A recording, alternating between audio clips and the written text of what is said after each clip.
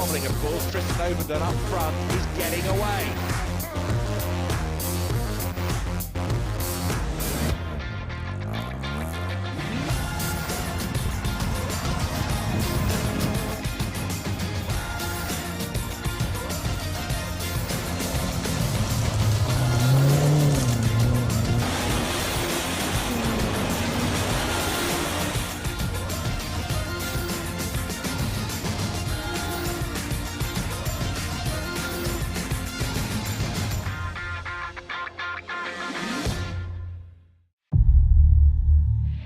Pedal travel needs to be much shorter. This is not good. Come on, I have a tissue under the brake. Did somebody change something? How to drive without ABS? What happened? I don't have the brake! This is Team Simucube. We hear you.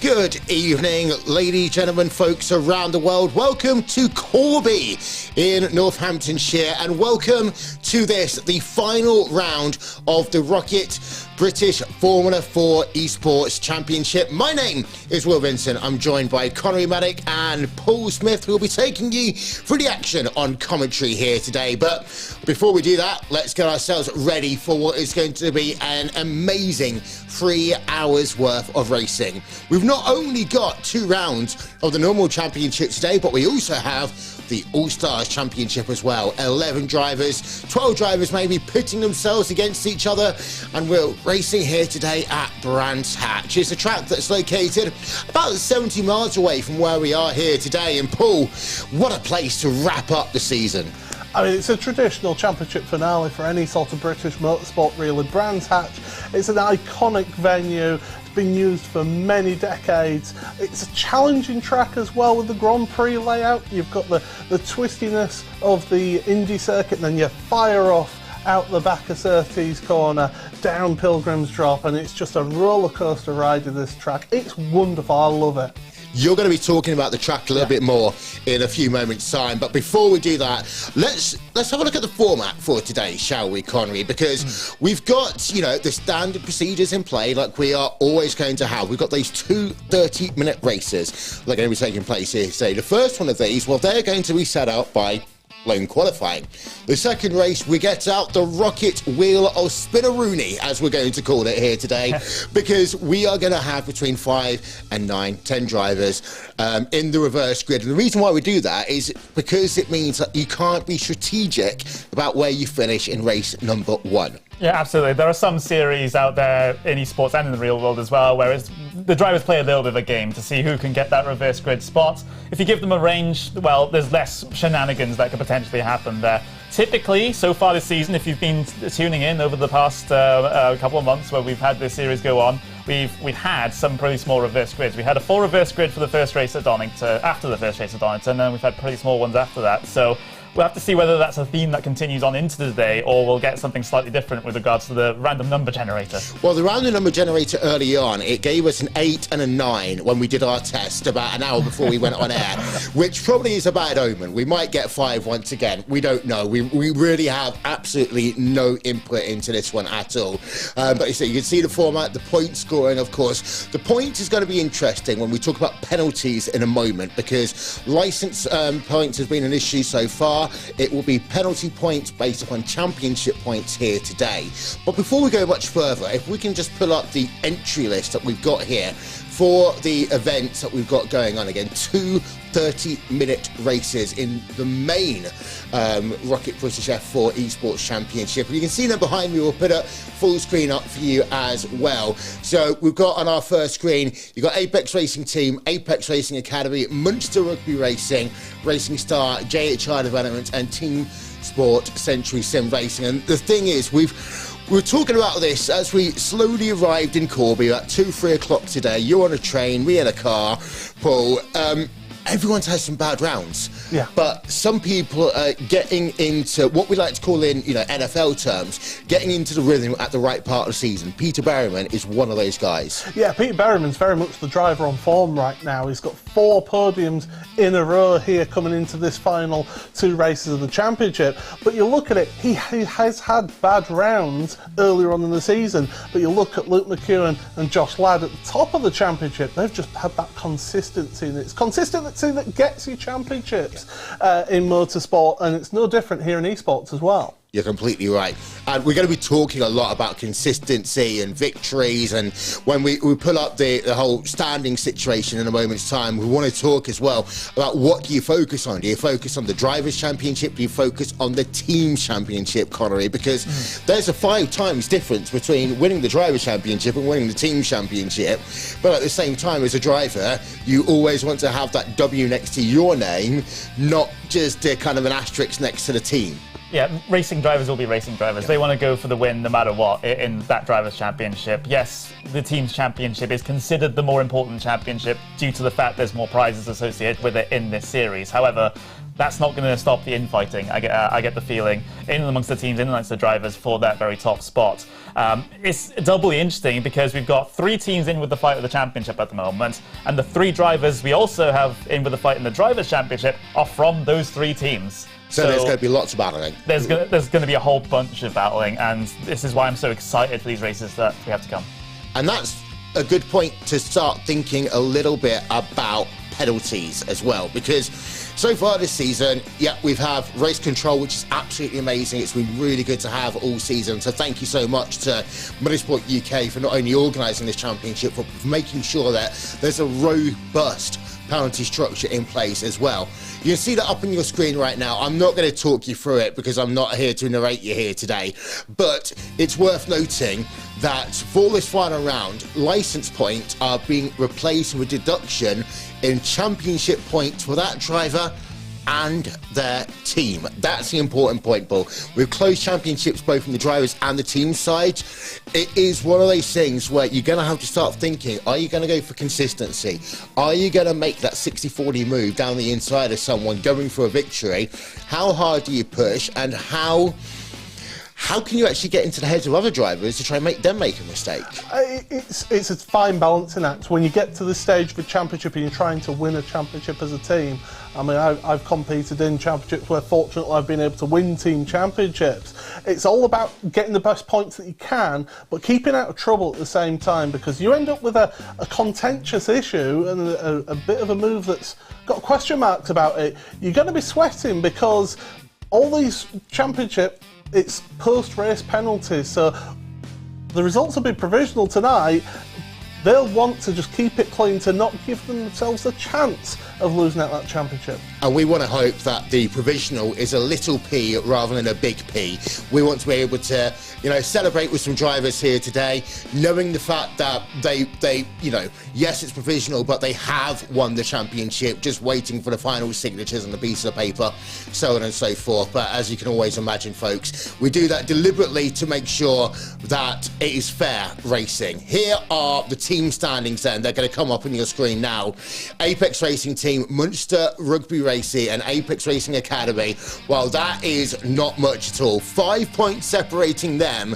And I'm not that great with maths, Connery, but that's a bit of a big jump from P3 to P4. Yeah, it has been those three teams, Apex Racing Team, Munster Rugby Gaming, Apex Racing Academy, that have, for all intents and purposes, dominated the top standings in the season so far. The YRDA Arden getting themselves up there, of course, in no small part due to Ted Bradbury's amazing performance in the previous rounds. That absolutely propelled them further up the order. So there's going to be a slight fight going on there for P4, 5, 6, but of course all eyes are going to be on those top three spots at the moment, especially considering how close they are. Mensah Racing yet to get off the board, and talking to someone earlier on today, they were specifically talking about the fact that Team Fordzilla and Team Fordzilla Hybrid not actually up as high as they would want to be in the championship. So there's some unfinished business going on at the top, the middle and the bottom of your fields here today. So even though you might not have the craziest battles going out front, don't forget there are battles going on towards the middle and the rear of your field, and of course also into the Drivers' Championship that we're going to show up on your screen right about now. Luke McEwen, 157 points. Josh Ladd, 148. Peter Berriman at 140. So 17 points then, separating these three drivers. And Paul, you talked already about how Berriman is on form right now. McEwen has to do a lot to kind of hold on. This is a battle we've seen so much in 2022. Redline, well, not Redline, but you know what I mean. McEwen and Ladd and Berriman, these three and these four drivers going at it over and over again. Yeah, absolutely. And I mean, Pete Berriman, he knows what it takes to win a championship. You know, he's certainly at the highest level. So he's somebody who has that experience behind him. As I say though, Luke McEwen, an incredibly talented driver, as is Josh Ladd. Let's not deny that, because, you know, Josh has had a sensational season here. And those two at the top are my favourites, but you know, you write out Pete Berriman at your peril here, because 25 points for a win. If either of those two do not get a points finish in this first race, it swings things right round. Yeah. You were joking about Murray Walker earlier on, you know, and one of his favourite phrases, anything can happen in F1, in this case F4, and it usually does. And that's the point we're going to be at here today. So let's now have a look, shall we, around this track. And Paul, this Brands Hatch track, you talked about it already, it's made up of two parts. Oh, before we do that, let's have a look at the prizes, shall we? 2,500 for the first place in terms of the teams, 1,500 for second, 1,000 for third. Then you've got a fifth of that for the drivers. But what I'm really interested in, Connery, is actually getting yourself some time in an actual performance simulator for first and second place in the teams, getting yourself some coaching, getting yourself some chassis if you're the winning driver, and also there's going to be this end of year celebration as well going on, which is going to be great to see these drivers invited to, you know, recognise esports as a successful part of British motorsport. Yeah, this is a continuation on the trends that we've already been seeing, and it's great to see these organisations which are so pivotal, especially in the grassroots of things in real-world motorsports, really getting themselves stuck into sim racing. It's a topic that we've touched on many times over the course of these broadcasts, but it's worth mentioning once again, you know, how important, how pivotal series like these are to give people the opportunity that might not have the funding to do a season of karting or a season of real-life British F4 or things like that, to give them a chance to show their skills on, you know, a decently big stage and potentially maybe get noticed by big sim racing teams, or could be that they get noticed by some real-life teams as well. True, completely right. Now, we've talked to the prizes. Let's actually talk about this track then. Located just inside Kent, just outside the M25 to the east of London.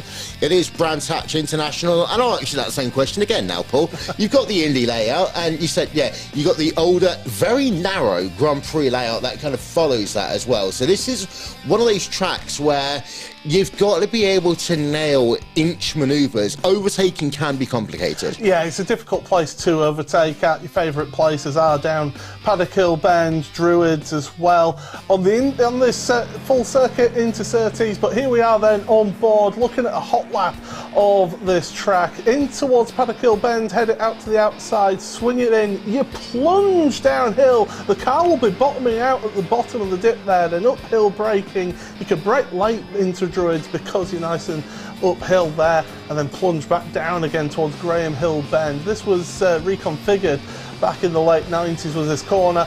Run it out wide. I don't think Jonathan Palmer will appreciate that with his grass. Now heading into Surtees now. Onto the brakes again. Turning left late. get a late apex because you want to carry that speed out of this corner, through this little right-hand kink. It's a nothing corner is that, but then we plunge downhill once again through Pilgrim's Drop in towards Hawthorns then. Fast right-hander, get your apex right, let it run out wide and keep it to left-hand side for Hawthorns, onto Westfield, sorry, should I say, onto the brakes, down through Dingle Down and then up to Sheen Curve. It's a blind apex, you aim it at the sky almost, get the car over to the right-hand side then, onto the brakes, use the camber of this left to hook the car around, get the car back over to the left-hand side now for the final few corners, through clearways into the Jim Clark curve. It's a really tricky corner because the track plunges back down away from you, so the car naturally wants to understeer out and then out across the line, and that is a lap of Brands Hatch. That's a much better way of talking about it than I can. That's why they're commentating on this and I'm not here today. By the way, I just want to say a massive thank you to Noble Chairs who have provided us these ultra comfy chairs here today. So if you want one of these, we've actually got a competition going on. All you need to do is wherever you're watching this video, if you're watching it live, you can do so by going to the description, clicking the link. You've got until 9 AM UTC on Monday the 5th of December to enter, and you can win one of these worth about £400. And I have to say, Connery, they are rather comfy. I have not experienced lumbar support quite like this, at least at my chair at home. So if Noble Chairs are listening, then just give me a call because yeah, I do want one. I'd love a nice Christmas present this year, you know. But yeah, with that, what we want to say at this time is I'm going to say thank you to Paul. I'm going to say thank you to Connery. They are going to head themselves into the commentary studio. It's not far away, but they just got to get a jog on in a moment. So thank you very much to Connery. Thank you very much to Paul. There will be the next voices that you hear in your ears after me. But what I want to say at this point is we are, 3.5 minutes, just over 3.5 minutes now away from the start of qualifying for this, the first of our 2 races here today. So we're at Brands Hatch International. Paul's already talked about this racetrack. He's talked about the elevation changes. He's talked about the speed. We've talked about how narrow it is. We set the scene already for you in terms of the championship, both teams and drivers. It is so close. 5 points in the team championship right now, and it's not that much more in terms of the drivers championship. So this really is championship weekend in this esports championship. Want to say a very quick thank you to our sponsors, ROKiT, to Simucube, to Base Performance Systems, VRRC, and as I mentioned already, to Noble Chairs. So we are now at the point where the drivers are trying to do the fastest lap of their evening, because where they qualify now is where they start for this race. Where they finish this race is where they are going to potentially start for the second race after we get the ROKiT spinning wheel coming up. So with that, I would like to say thank you very much for checking out the first part of this broadcast. It's time to go into race commentary mode now. Paul Matthew Smith on the broadcast, but first, Connery Maddock.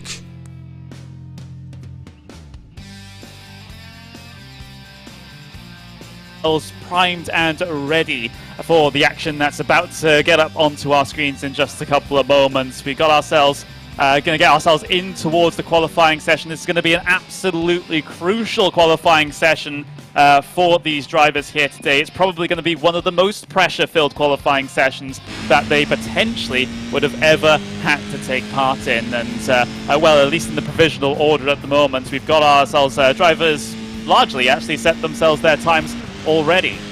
But thank you very much there. Well, we're in towards qualifying, and well, we've got about 2 minutes of this one remaining. We've got Peter Berryman on the provisional pole position at the moment. Jamie Fluke up there as well, with Alexander Spetz, our first driver that's going to be on the second row of the starting grid. But so this is looking like a very positive qualifying session for the Apex Racing team. They've really gotten themselves out of the blocks well. They've gotten themselves a front row lockout at the moment. But the thing is, Monster Rugby Gaming are right behind them.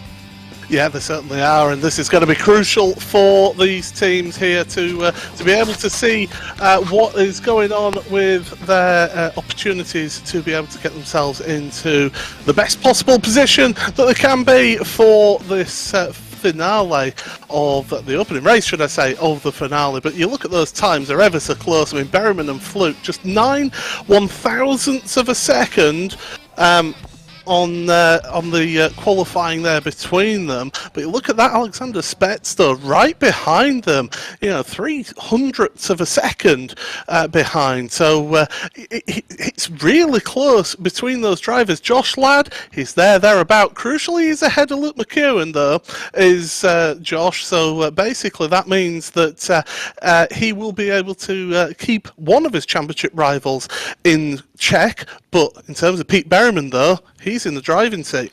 Yep, he absolutely is here in this situation, and like I said, just about actually 100th of a second ahead of his teammate Jamie Fluke. That's how close it was between the front two, and it is such a tight margin inside the front four, all covered by 700ths of a second here in qualifying. So Apex Racing Team and Monster Rugby Gaming really going at it, and of course you got the Academy drivers out there as well for Apex. You got Luke McEwen, Stanley Deslandes. So haven't we got basically the front three teams occupying the front three rows of the starting grid? Yes, we do. That's a recipe for fun, isn't it? Oh, this is fantastic. This is exactly what we want here in this race, and it's going to give us some absolute fireworks out there today, and this is what I'm looking forward to. Here we go then. Here's the starting grid for race one of the finale here of the ROKiT British F4 Esports Championship. It's Peter Berryman on pole position with Jamie Fluke on the front row, as well as an Apex Racing Team front row lockout.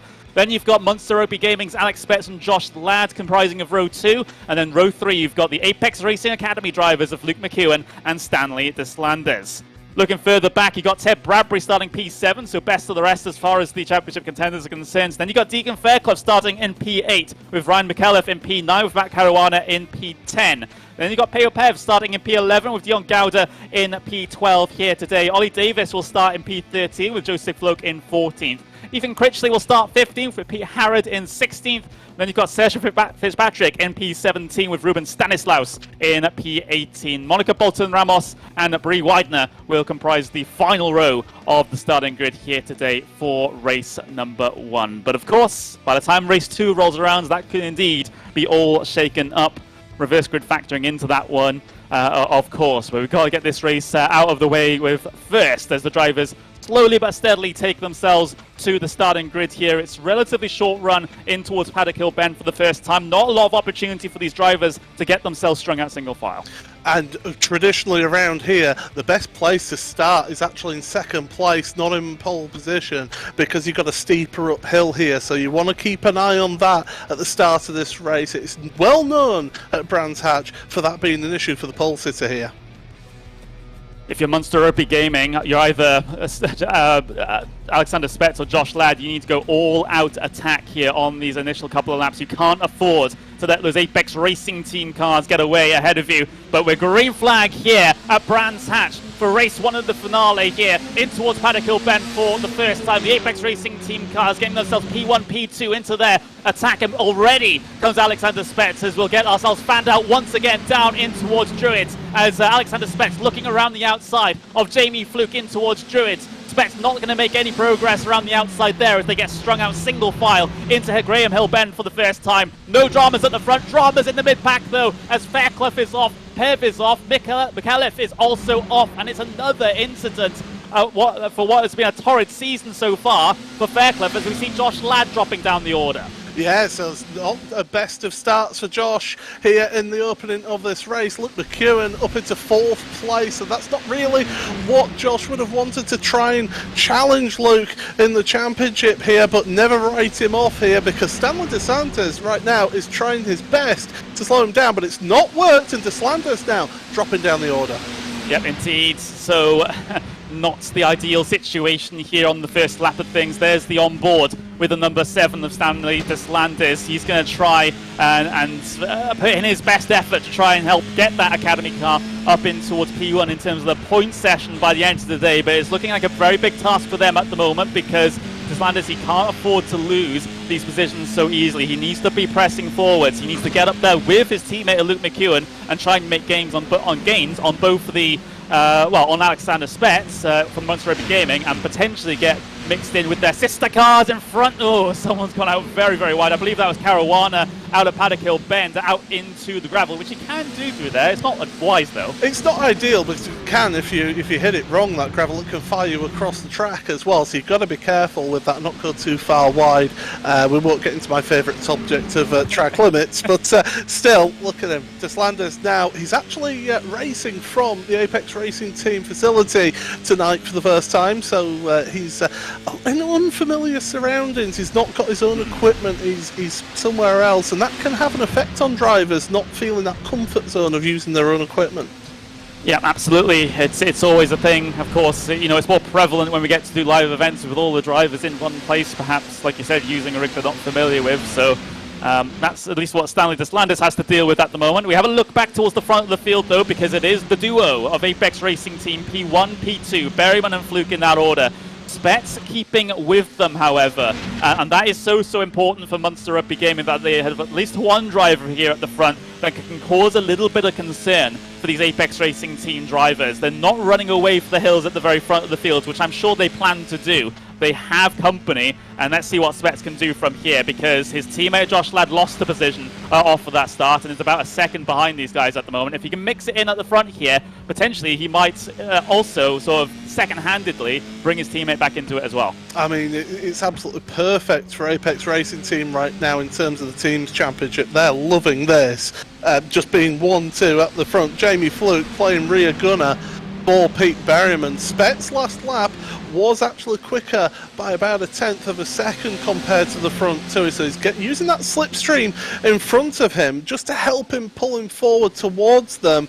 Meanwhile, they're actually dropping Luke McEwen behind, so Luke's going to be careful with this, because Pete Berryman, 17 points, don't forget, at the start of this evening. He was behind in terms of the championship. He's getting 25 right now. Luke, he's dropping back a little bit in that championship fight. So yes, they may run under the same Apex banner, but right now in this race, they're in different teams and they want to win. It's a running joke between me and Peter on some other broadcasts that they run under the same gazebo, yeah, or other awning of your choice, as the case may be. But we've got a couple of minutes of this race under our belt already. There's the front of the field continuing their way in towards Paddock Hill Bend. Spets really not giving Jamie Fluke a lot of room to breathe here. He's looking for that good run coming out the corner. Looks like Fluke going immediately defensive to the inside, because Spets has found the run on the outside in towards Druids, but it's so tough to make a pass on the outside there. That car on the inside has so much of an advantage. But that was a shot across the bow there for Spets, and he's definitely not afraid of getting up in Fluke's face. Absolutely not. And again, last lap was quicker than Fluke. Wasn't quicker than Berryman though, so Spets has got the pace, and now Luke McEwen is starting to catch up to these two, because they've been just slightly tripping over each other and just slowing each other down. That's allowing McEwen, Ladd, Bradbury, Deslandis to all come up behind him, and that's a wild card for me, is Ted Bradbury. That could be a real wild card in this championship battle. I had him down in my notebook as a potential spoiler of this one. A driver that's not in the championship getting involved in the championship. Of course, he has every single right to do so. He's racing in the same race as everyone else, but I bet the teams competing for the championship would rather he not get involved, but they can't influence him whatsoever. As we're looking a little bit further down the line here, this is in and around Luke McEwen, who's getting pressured a whole bunch by Josh Ladd, who, remember, lost that spot off the start to Luke McEwen. So if Ladd is able to make this pass happen, it's just a reversal and a mirror of what's going on the starting grid. But look, we've had a brief move to the inside. Oh, Fluke and Spets come together. Fluke out in towards the gravel, and it's going to cause a big shuffle further forwards as well. Fluke spinning that car back around. That is crucial. That is big. Big with a capital B. My goodness, that's just turned things around. Berryman now, he wants to try and run away at the front. He wants to try and get a gap to Alex Spets right now. Spets, has he got any damage to his car? That's going to be a key thing for us, because even just the slightest of damage. Meanwhile, look at Josh Ladd. He's seeing in keen right now. He's seeing his teammate getting involved here, and he wants a piece of the action now. Indeed, towards the outside into these very fast right-handers, though. Here's a replay of the incident. Too close for comfort, didn't quite get a good view of it to try and well, not so much apportion blame, but to get ourselves a little bit of a better perspective of that run. Remember, stewards will be looking at things after the race here, and we don't apply license points anymore. They will be championship point penalties. However, championship point penalties don't recover the points that Apex would have lost in that sort of incident. Yeah, and that's, here we go, here's a look from above, so it's down the inside, he's got a wheel alongside. It's wheel-to-wheel contact, that's a tricky one. I'm glad I'm not in the stewards booth tonight, that's for sure. But look at this now. Ah, here we go. Ted Bradbury, we said he was going to be a bit of a wild card, and here he comes. Josh Ladd, he was thinking about closing the door, thought better of it though. Yep, and now Bradbury has the inside for Druid's got to be careful not to wash out in the middle of the corner and make contact with the car on the outside, but Bradbury has been able to get himself through on Josh Ladd there, so Bradbury very much getting stuck in. And look at the very back of this train, you have Stan Deslandes looking to try and get past again past Ladd, who just lost the position, so he's already on the back foot. Sometimes these situations compound. You lose one position, you start losing more positions, but look at this bump drafting on the way down through Pilgrim's Drop now between Ladd and Bradbury. Ladd peeking to the inside slightly in towards Hawthorns, but not going to commit to the move whatsoever, although Bradbury's out into the grass on the exit of the corner, and there's Ladd down the inside. Here comes Deslandes as well to try and overtake a stricken Bradbury, but Bradbury keeps himself ahead for now. I think Deslandes actually backed out of that one and thought better of it. I don't know why. You were alongside him there, Stanley. You had the run, almost freight training Bradbury down the order there, but instead keeping themselves in position. But Berryman, he hasn't been able to shake Spets at the front. They've got about a second between them and Luke McEwen right now. So those two, it's still quite tense up there at the front. So yeah, definitely, it's really tense in terms of championships because yeah, you're absolutely right to say earlier. It's all about teams championship for a few of these drivers. Jamie Fluke, where is he right now? He's in 11th place.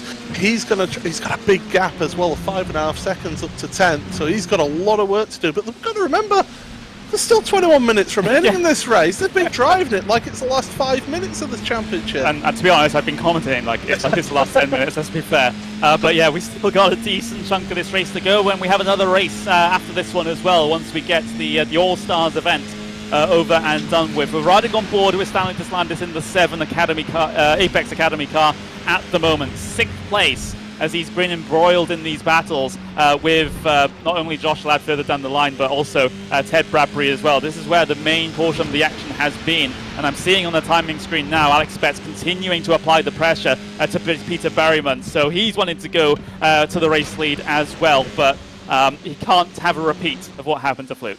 Yeah, can't, absolutely not. And Munster Rugby Gaming, I mean, welcome to the world of sim racing, because this is absolutely fantastic. Your boys are doing good right now up there, 2nd and 4th place, and look at Spets, look at the car just coming up behind Berryman there. He is absolutely on form here. Berryman immediately taking that inside line. You can do that at Druids, that's not a problem. It's getting the important run out of Surtees. That's where you're going to see. If Spets is clever about this, he'll try and set up Berryman. Here we are. He's going to set him up for a wide entry, get the speed out the corner. Oh, no, Berryman's going late. My goodness, this is close. Oh, the back end's wanting to step out every single moment of that in towards Surtees there. So the car very, very loose indeed for Spets. It sort of ruins his chance slightly as he wasn't able to get the traction through and out of the corner to be able to challenge coming down the back straight and in towards Pilgrim's Drop. And the bigger concern perhaps for Spets at the moment is that Luke McEwen is closing in on him from behind. This is interesting, seeing Alex Spets so far up, fighting for these race wins. We've typically seen him in previous races basically play second fiddle to Josh Ladd as part of that Monster Rugby Gaming team. So he's the one that's decided to step up here. Perhaps a little bit too much in the case of that incident with Fluke, but of course investigated after the event. It certainly is, but I'll tell you what, he's doing a sensational job, and Munster Rugby Gaming, they haven't got a plan, and it would have basically been whoever's the closest at the front, put the pressure on Apex Racing Team. You need to keep that pressure on, and right now they're scoring themselves some good points for the 2nd and 4th place. Berryman First place, 25 points for him. That's nice in terms of his championship. McEwen, third place. Josh Ladd, fourth place. The individual drivers championship, it's just swings and roundabouts. It's who's going to finish where, and it's absolutely tremendous to watch this. And it's been tremendous all season, to be fair. Yep, it really, really has. It's definitely been one of the best seasons that's of sim racing that I've commentated on, and well, we've got this race, the rest of this race, and one more to go to try and cap it all up. But Spectres again looking to the outside and towards Hawthorns. Here's the view from Luke McEwen, who's third in line. Let's see if he's able to stick his nose in anywhere as these guys ahead, well, eventually decide to fight. But they've got to be so careful with the track limits here. There's not a lot of room to run wide through that middle sector. We saw Ted Bradbury find that out towards the very start of the race. You dip 2 tires in the grass in iRacing, it could be a death sentence. It certainly can, but I'll tell you what, if you're Luke McEwen right now, you're actually in a good place. Third place is a good place for him in terms of his individual championship. The team's soaring some good points as well, with him and his teammate down at third and sixth place, although Ladd looking a little bit keen now, getting in the mirrors, and this is part of the plan. You try and put the other driver off, but Ladd's run wide. Bradbury says thank you very much, I'm just going for a nice Friday evening drive here. Yeah, that's the trouble of trying to send it to the inside for Paddock Hill Bend, because if you overcommit to it, well, that is a very inviting gravel trap on the outside of the corner, and you have to lift a whole bunch out of it, maybe even tap the brakes if you want to try to avoid it. So that's potentially something Josh Ladd will never do again, perhaps in the same way, if he gets another opportunity. So down to P5 he goes. Of course, that takes a little bit of a hit in terms of Munster Rugby Gaming's points tally coming out of this one. As you saw Luke McEwen there just briefly go to driver's right-hand side of the circuit, just to sort of psychologically say you're not passing down into here. Yeah, as we see Bradbury now in his setup, and quite a reclined setup as well for him. Must be more comfortable for him to sit in that more reclined position. But yeah, you can see the pressure that he's putting on. Look, McEwen, and this is the thing, Bradbury's got nothing to lose here. It's a potential podium for him. That's what he wants. Well, for YRDA Arden, they are close in the championship, fourth place. With other teams, Kimura Performance, you got Team Flotilla Hybrid there, GHR Developments also on the outside looking in as well. So it is important that Bradbury gets some good points finish here, a good points finish here. However, we know Bradbury. He wants to get his stuck inside those podium positions. At Silverstone, he got himself a race win, and he also got himself a second place as well. And even that second place could have very easily been a race win due to the little battle that they had at the end of the final lap. Yeah, and his tremendous pace there at Silverstone last time out. It's a different track though, different style of racing, and it's still high-paced, high-speed stuff here for these drivers. So look at that, the first 6 drivers covered. What's that, 1.5 seconds between them. I'm looking further down at Jamie Fluke. He has been gaining on 10th place as well, just to keep a track of him for Apex Racing Team. He needs to get into 10th place to get his team an extra point in terms of the team's championship. So he'll be pushing on as hard as he can, coming up to the halfway point of the race. Yep, indeed. 15 minutes to go here in race number 1. It is Peter Berryman that leads from Alex Spetz, from Luke McEwen. That's your top 3, but we've basically got the top 6 inside of the front train at the moment. So they could come across the line theoretically in any configuration at the moment, especially with a couple of looks that we've had here and there, a couple of attempts at passes. It's not the easiest circuit to try and make overtakes here, is Brands Hatch. It's completely different in that respect to what we saw at Silverstone, where it's so easy to get the draft, so easy to send it down the inside. Here, you're going to have to construct your passes a little bit better. You're going to have to try and punish mistakes a little bit better. Yeah, patience. That's a big word around this track, is patience. You've got to show it. And right now, Luke McEwen is just doing exactly what he needs to do. You can see him there, just focused.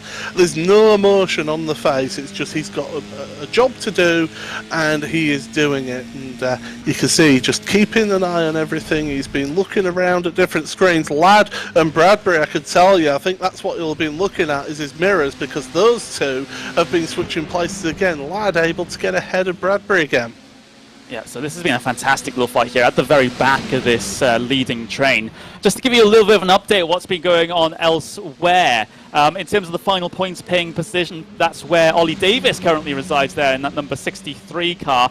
Jamie Fluke, a couple of seconds behind him. So maybe if Fluke can have a decent, final 13 minutes here, get himself inside the points, every single point may matter in this championship. That's how close it is. Less than 10 points covering the top 3 teams coming in to today, and it's it could change just by that single point. So Jamie Fluke does need to press on here and try and get himself secured in the points.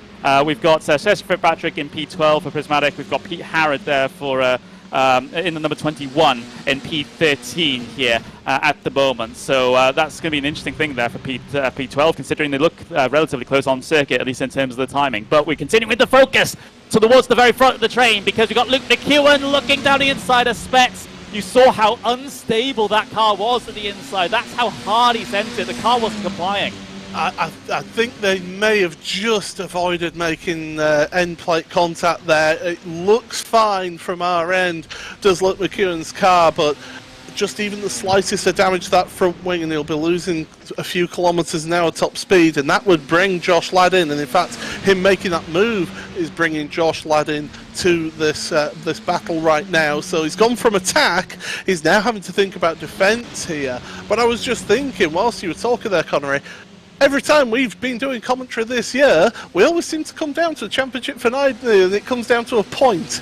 Yeah, we seem to have a little bit of a habit with it. Yes. Don't we? Yeah.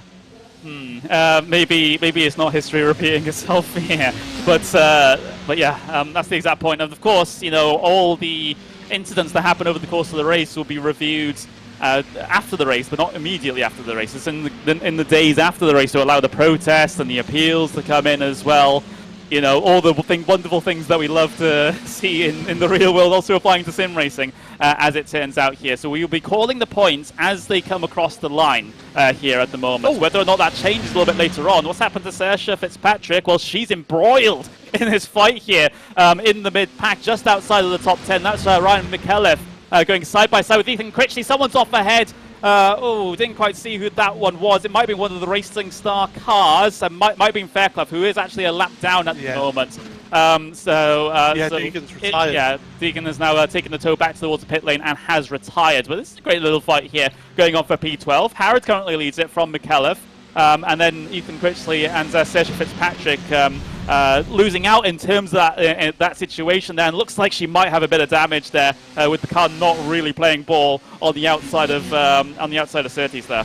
Yeah, Pete Harrod, by the way, used to do drifting for fun, so I don't think that's appropriate for this car, and he'll be trying to keep it on the straight and narrow here. But this is, as you say, a good little tussle here at Ryan right now. He is in the middle of that sandwich of Pete Harrod and Ethan Critchley together. But look at this, back up to the front then, draws our attention. 0.3 of a second covering the first 2 places. It's absolutely neck and neck between those two. Luke McEwen, who I do believe has actually got the fastest lap of the race as well, he's in 3rd place. This is just going to go on and on and on, and it's tremendous. I love it. Top 6, you could throw a tarpaulin over them. Not quite a blanket, but a tarpaulin certainly. Have we broken out the thesaurus here? We've got gazebo, we've got tarpaulin. I don't know where you've hidden it, it's not on the desk here. But less than 10 minutes left to go then. Watching Josh Ladd apply the pressure. A whole bunch of pressure onto the back of Luke McEwen here at the moment.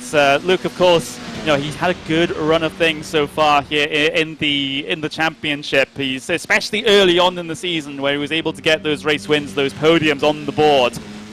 Recently, it's not been as great for Luke McEwen, but in terms of a podium finish here in race 1, that's certainly getting himself back on track in terms of not only the Drivers' Championship, but of course keeping the Apex Academy team in it with regards to the team's championship. We're riding on board with Josh Ladd for Munster Rugby Gaming here at the moment, ignoring any penalties that might be hanging over our head. This race 1, positive for Munster Rugby Gaming at the moment, but lads, be careful about that. I mean, you can push those limits and push them to the extreme, but you've got to be careful. There is an instant limit to this race as well, don't forget. So, yeah, you've got to play it careful. Like the exit of Graham Hill Bend, if you go too far wide, you'll pick yourself up an instant point, and that will drop you a further chance of getting a penalty, of course, in terms of any sort of drive-through. But these three, Pete Berriman's pulled away slightly. Suspects didn't quite get as good a run through the Surtees corner, and that allowed Luke McEwen to catch up here. Yeah, but is there any way through? That's the question here. It's these drivers have been just as I say that, Spets decides to dip 2 tyres into the grass on the exit there, so maybe I shouldn't speak too soon with saying these drivers have been pretty consistent and mistake-free at the very front. We've had a couple of moments here and there, just like the one we saw. Here's the battle for P12 going on between Ryan McKelliff and this is going to be Pete Harrod as well, down through Pilgrim's Crop and in towards Hawthorns. McKelliff getting himself ahead for now. These aren't for points-paying positions, admittedly, but it's still good to see these fights going on.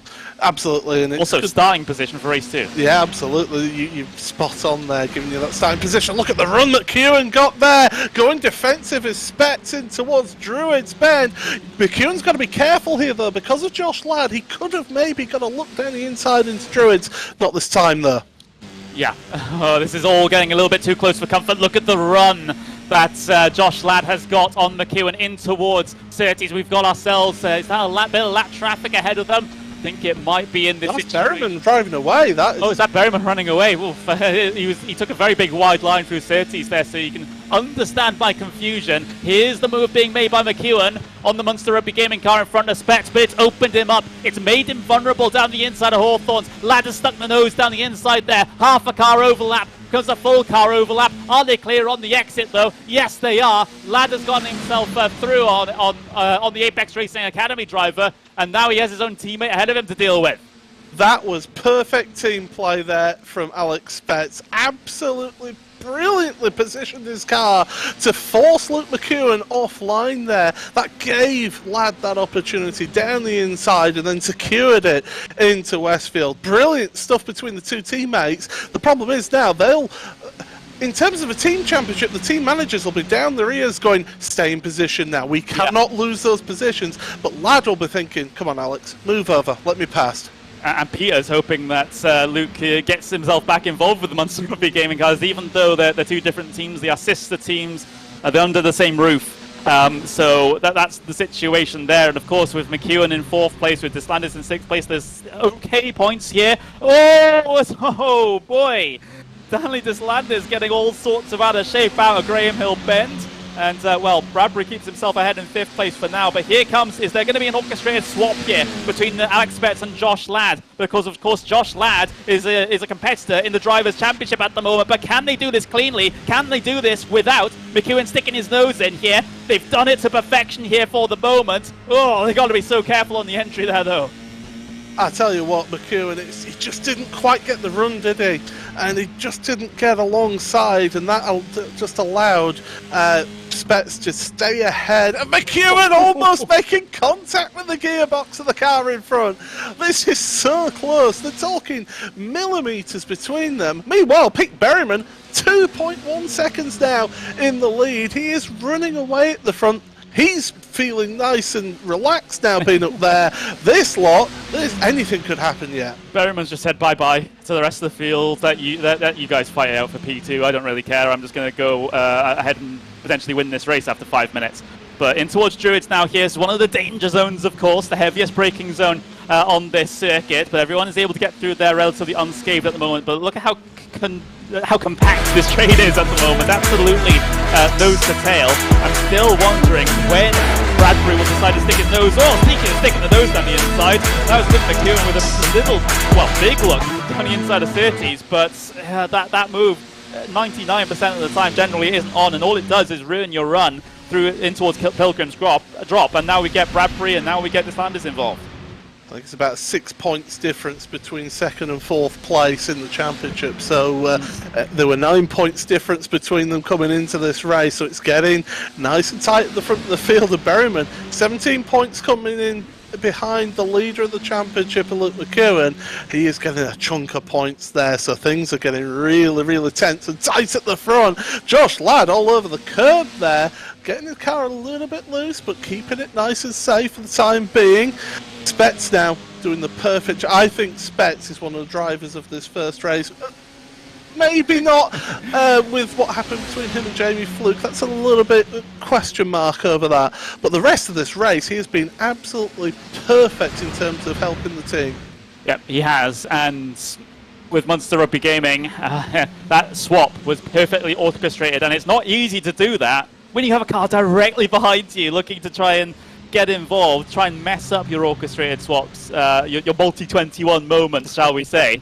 But Munster Rugby Gaming were able to do that in pretty clean fashion, all things considered as well. I personally, if I was team boss, I would say hold positions, don't swap it, the guy's too close behind.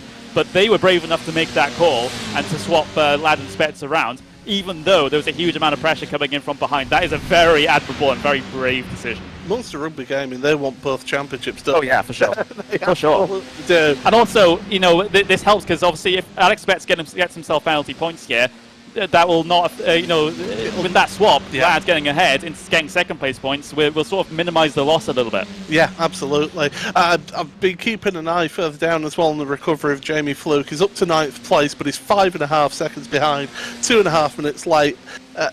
Left. I mean, basically, Fluke is going to be hoping for quite a big reverse grid. Yes, absolutely. Top 10 reverse grid, ideally, for Fluke. Or, well, top 9. There we go. Getting himself on provisional, on pole position. We've got a battle for the final points paying position there as well. Pev and Ollie Davis just had a little bit of a swap around there down in 10th place for the moment as we watch the leading group circle their way around here. Well, I say leading group, Peter Berryman's off into the sunset. So of the P2 group here at the moment, led by Josh Ladd with his teammate directly behind him. So Ladd can potentially relax a little bit here. You can't relax too much. You can't get complacent, especially in a race like this. Because that's, again, when the mistakes start to set in. So you got to keep your head in the game and go for this final 2 minutes here, plus whatever time we have left after the time expires to complete the lap.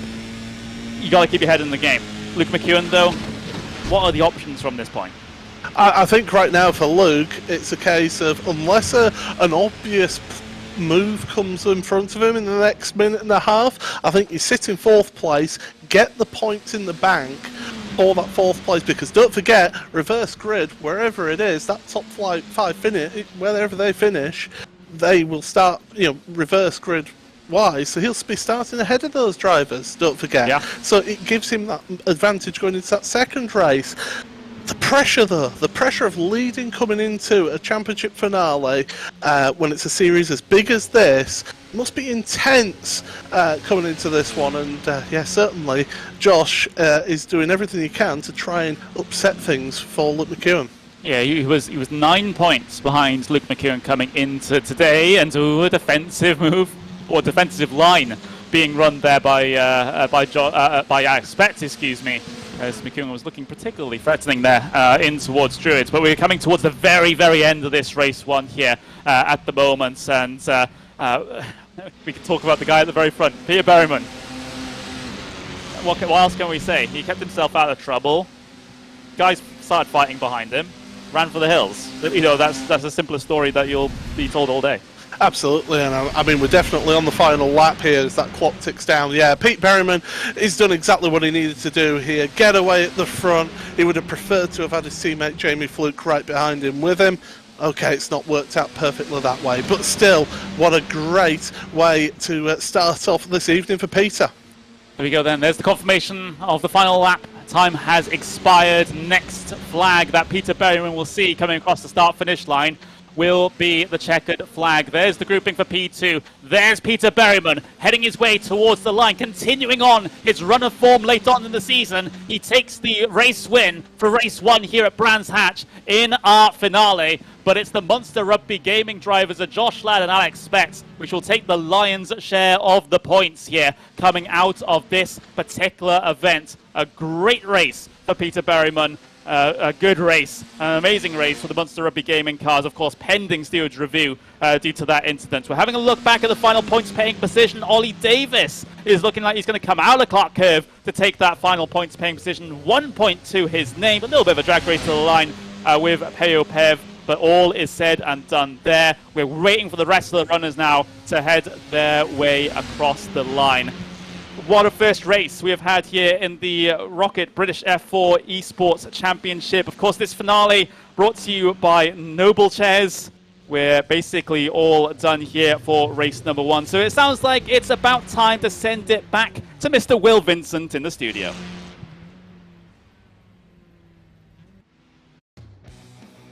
Then at the results after 22 laps worth of racing, and it's just under 2 seconds then between Pete Berryman and Josh Ladd in terms of the victory, but that was a very different story a little bit earlier on. Peter Berryman had a lot of very close action earlier on, and he's able to get the victory by 1.9 seconds over Josh Ladd. Alex built a further couple of attempts for a second back. Luke McEwen coming home in 4th place. Ted Bradbury rounding out your top 5, and the rest of those results coming up on your screen. You can see that actually the fastest lap of the day done by Luke McEwen on lap number 21 of the race. But what an exciting action we had going on up and down the field, and it's been kind of backwards and forwards over the course of this race. It was Peter Berryman who's been leading pretty much since the absolute get-go. Munster Rugby Gaming, well, they get a 2-3. That's really important in terms of the team championship. Luke McEwen getting 4th place with 6th place as well for his teammates Tanya Deslanders. That's useful for them in terms of the team championship. The difficult part really for Apex Racing Team was that Jamie Fluke only finished in 9th place overall. So that's a look at the top 10 of your results. The rest of those will cycle through on your screen right about now. But what we've also got to do in a moment is quite possibly the favourite part of the actual evening. That'll be to do the spinning wheel, which we're going to do in just one moment's time whilst the rest of these results will finish through on your screen. Then after that, we're going to have a chat with your race winner, because he's only literally downstairs from where I am right now. He is literally underneath my feet, Pete Berryman. He's going to come up and he's going to have a chat with us in a couple of moments time. So interesting to note, we had a total of 18 finishers in total. 16 of them were on the lead lap, and let's get ourselves ready then to do the best part of the evening. This is the F4 Esports British Championship ROKiT spinning wheel, and this will be to determine exactly how many drivers will be inverted for the second of our races, which will take place, don't forget, not now, but after you've had our All-Stars competition later on. And no, it was close. We might have had another number 5, but no, we're going to have 8 drivers inverted. So we had an 8 come up on our test earlier on today. We have another number 8 here. Don't worry, these are not predetermined. We had a 9 and a 7 also, but it'll be a total of 8 drivers then that'll be inverted for the second of our races. And I can see him in the background. He's going to run up on stage to join me. Pete Berryman, who came home with the race victory here. Well, that's 30 minutes of hard racing done. You've got another 30 minutes to come. You're starting in P number 8. Talk us about the victory first. It is very tough at certain parts of that race. Yeah, for sure. Start of the race was pretty tough. Struggled with the balance a bit with the car, so confidence was a bit low, so couldn't really push it too much. So yeah, ended up under a bit of pressure, but obviously it's quite easy to defend at this circuit, so I wasn't too stressed. But eventually got into a bit of a rhythm, balance sort of came back. But yeah, I mean, it's nice to get pole, get the win, but ultimately with Jamie getting shunted off, it kind of feels like it's maybe for nothing. But yeah, we need to see what the score is in that. I think the championship points are still almost maybe level, somewhere around there, so still plenty to fight for. But yeah, obviously that's a lot of points that Jamie got taken away from him, essentially. Yeah, I was going to say 9th place for Jamie. How does that impact your theory going into this last race in terms of the team versus the Drivers' Championship? I think the teams has obviously got to take, precedent there. Secondary, obviously the Drivers' Championship, I think it's, obviously for me, it's closed up quite a bit myself, but yeah, Drivers' Championship is secondary, I think, going into this race. Just try and get ahead of the Munster Rugby guys, and yeah, hopefully that's enough. You're going to have to pass 2 of the biggest competitors that you have in the championship in this next race, with the whole situation of course, them being P2 and P3. Have you got any tactics, anything in mind as to what you can do, especially the fact that actually your teammate Jamie is going to be right behind you on the starting grid? Is there a way that you can use each other to help yourself move through the field? I think it'll be tough. Obviously, like I said before, it's quite easy to defend. It's quite a narrow track with, obviously, there's grass on the outside. So, you know, if you get it wrong, it usually goes very, very wrong. So, I don't really think there's any tactics we can necessarily do. Yeah, it's a bit of an uphill battle, but yeah, just give it our best shot and hopefully it's enough. And a bit like the Super Bowl, you get a bit of a longer break this time compared to normal. What are you going to do with the extra time that you've got between race 1 and race 2 to A, calm down, refresh, regenerate, etc.? Exactly that. And probably a bit of refreshing drinks, something cold, maybe a bit of food as well. But not really too much otherwise to do in between. Well, thank you very much, Pete Merriman. Great to talk to you. We've got another driver, do we? Thank you very much, Pete. Going to bring in our second driver. Come on, talk us about your race. I love the Arsenal shorts, by the way. I used to be an Arsenal fan myself. Talk us through the race. Talk us through the day that you've had so far. Well, for me overall, it was quite a tough race. I was just sat in the train behind Ted and the Munster Rugby guys. Not much I could do. Didn't quite have the pace to get right on their bumper, and I had quite a lot of off tracks, so didn't really want to risk anything to cause an incident or either just get a drive through. So I just had to stay where I was and hopefully can fight back better in the second race. The fact that the licence points become deductions from championships points for this final set of the championship rounds, how does that change your mindset as to how aggressive you can be and to how many opportunities you can take compared to others? You just got to take all the opportunities that you can, but you can't risk anything because we are all in the top 3 for the championship. There's not like anyone can fight us to get third, but we really just want to be winning that championship. So just taking it easy. Just the championship's so close. Every little license point could just affect the whole thing. I think all of us are split between 5 points now, so every point matters, and we just got to take what we can do. And same question I asked Pete earlier on. You've got a longer break now compared to what you have normally in these races. How are you going to use that extra time to prepare? And also, now that you're going to be slightly on the opposite foot, playing a bit of defence compared to, you know, trying to find a way past, does that affect your mentality heading into that final 30-minute race? I think just stay clean and hold our position. I'm much better at defending than I am attacking for sure. So I'll just try and hold them off, and maybe we can come away with a win or podium at least to finish off the championship. Well, Stanley, thank you so much. I'm going to have to kick you off the stage. We're going to have to get some of these chairs back into position. You can see great shots there. Shout out to our producers, both here in Corby and also back at Racebot HQ as well. So that is it. That is the first of our races done. And normally we'll be getting ourselves ready for race number 2, but not today. Today we've got something a little bit special. We're going to have ourselves an all-star race. We've got ourselves some great drivers from around the world of motorsports, from that whole idea of, you know, vlogging and streaming and all that kind of cool stuff as well. That is going to be happening over the course of the next hour here. And we are just going to quickly show you, I say, the top 10 of those results once again. We're going to put that up on screen for you for 1 second.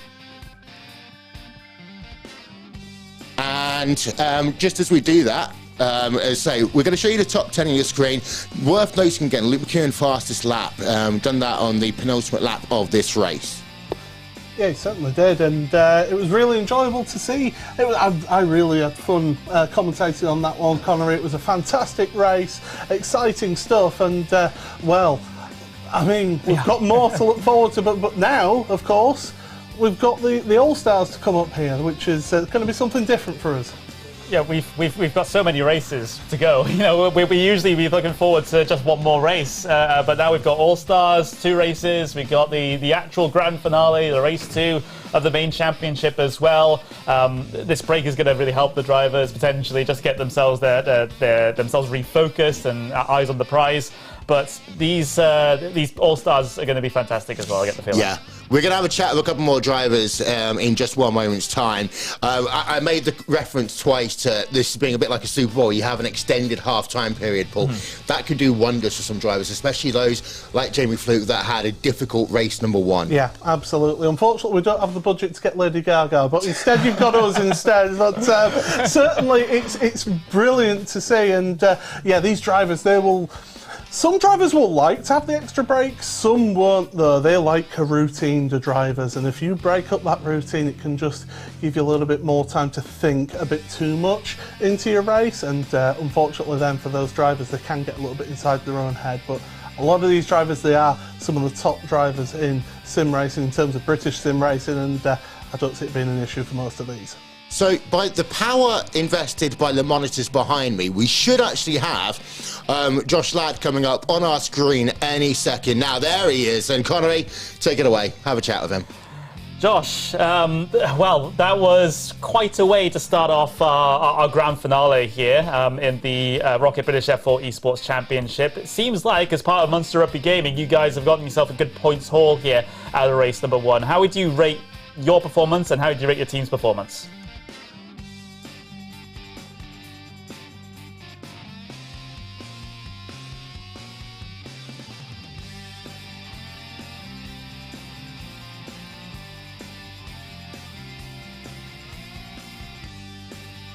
No, we can hear you. Yep. We can hear you, Josh. It's okay. But the important point to note there, second and third place for you guys. Second and third place for you guys is absolutely great in terms of that team championship. And of course, you're going to be together on the racetrack when it comes to then having to kind of attack to work yourself through the field in race number 2. Do you think that might give you a bit of an advantage compared to the competitors around you? Oh yeah, of course, a massive advantage. And yeah, me and Alex have been working really well together. Obviously, we drive a lot together outside of the series. So yeah, we'll just try to do our best, really. A lot of Apex cars around us. A couple of guys who really don't have anything to lose, I think, in P1 and 2. So should be a crazy one. Is that a worry, having that many cars around you and nothing to lose, especially knowing, of course, that license points aren't license points now, they're going to be points deductions? Does that not give you a little bit of calm to note the fact that, yes, there might be less on the line for certain drivers, but there is still going to be a massive penalty towards them if they do cause an incident? I mean, if you're out of the top 3 in the championship, it doesn't really matter if you get championship points deductions. So, just gotta be aware of your surroundings, I guess. Yeah. Got ya. Thank you very much, Josh, there for the chat. And that's an interesting point, Connery, because these drivers, we've had 1 or 2 rounds where it's been a little bit tetchy in terms of the situation around incidents, etc. But the rest of the racing's been actually incredibly clean. That's not really going to change in this final round of the championship, because yes, you are going to have drivers who have nothing to lose, but actually they've got a lot to lose, because it's their team reputation, it's their sponsor reputation, it's their reputation at the end of 2022 heading into competition next year. I'm sure a lot of these drivers want to be back in this championship next year, not doing something that embarrass them out of it. That's what the rational part of their brain will be telling them. Yeah. The irrational, the racing driver part of their brain will be telling them, go for that position, last lap of the season, go for those points, go for those positions, go for that potential prize money. So I think the situation changes once, for the drivers when they're in their virtual cockpits, when they're presented with the situation, the adrenaline is at an all-time high, the pressure is at an all-time high as well on a potential final lap. Sometimes reason gets thrown out the window. Is this why I was so bad as a sim racing driver, Paul? Because of the fact that I'm too nice to all the other ones? Is there something I was doing wrong all that time? You've got to be nasty at times, haven't you? You've got to have that inner drive to beat the other people, to get in front of them, and to stay in front as well. And that's what makes some great drivers out there. And certainly, it's going to be no holds barred out there. The gloves are definitely off in the final race. Now, Connery, I apologise, because of some very small technical issues I had to cut out for your interview. So I'm going to give you this second chance here. Off you go with Alex. Yeah, of course, we've got ourselves Alex Betts from Monster Rugby Gaming. Alex, it was a very, very interesting race for you. In the early parts of the race, you had an unfortunate coming together with a certain Apex Racing team driver of Jamie Fluke. Just take me through your perspective of that incident in those early goings. Well, we had a lot of pace, or at least I in the beginning, so I catched up pretty quickly to them and wanted to try and get past as fast as possible, because I was struggling a bit with overheating. So, well, I went for the move, and I tried to go as far to the right I could, and expected him to maybe go a little bit wider on the exit, but yeah, we'll see. yeah, we will indeed see, of course, as all incidents are investigated after the race by the stewards. But of course, completely pushing that aside just for a moment here, Alex. We saw a different side to you, I feel, in this race at Brands Hatch. Usually, you saw playing second gunner to your teammate Josh Ladd, but in this race it was you pushing those top couple of positions. It was you getting yourself really very much involved with the Apex Racing team and the Apex Racing Academy. What sort of what was your preparation like coming into the day to try and make that change compared to the rounds that we've seen previously? The preparation for this one was a lot more than the others. I missed Alton, so I'm focusing on trying to help Josh and get the team championship points, but I haven't been able to prepare 100% for the other round, so I've done some mistakes in the races, and we've got knock hill, for example, where I went off by myself in the chicane, but I'm much more confident for this one, and I've been able to prepare fully for the week, so yeah, I'm happy. You potentially might have missed the opportunity to say, oh yeah, it wasn't bad for a number 2 driver, but I will just leave it at that. Thank you very much for joining us here, Alex. Go and get yourself prepared for a potentially very fast and frenetic race 2. Thank you. It will be very fast and it will be very frenetic, race number 2. But we're going to change ourselves gears a little bit now, because that was race 1 of the main championship. Now we're going to go over to All-Stars races. So we've got ourselves a nice dozen or so drivers. They are going to be doing 2 15-minute races. So not the 30-minute races that we've done previously. It's going to be 15-minute races. And with that, it's about time that I have to send those 2 lovely people of Paul and Connery back over to the wonderful sweatbox that is commentary hell, whereas I get to stay here nicely in shot. And again, I've not been deliberately putting that Noble Chairs logo in the background. They're not paying me extra. I don't think I can take one of these home with me afterwards, but I do want to say a big shout out once again to Noble Chairs, one of the presenting sponsors of today. And don't forget, if you go and look at the video description, you'll find a link to a competition. You've got until 9 o'clock on Monday morning UTC to enter. It takes literally a minute to do, and you can end up with a nice little Noble chair for Christmas as a free Christmas present. And, that's great, isn't it? So, as we say, scene is going to be set. We're currently in qualifying mode right now. You can see that right behind me. We're going to take you over to the commentary team in just one moment. We got ourselves 10 drivers who have set themselves qualifying times. We've got my Epps at the front of the field. This is going to be fun. Going to be a little bit different to what we've seen so far in the main championship, but we hope that you're going to enjoy these 2 15-minute races. I'll be back with you in about 15 minutes to wrap up race 1, talk to the podium, and get yourselves ready for race 2. But in the meanwhile, let's go back to your commentators. Paul Smith, but first, Connery Maddock.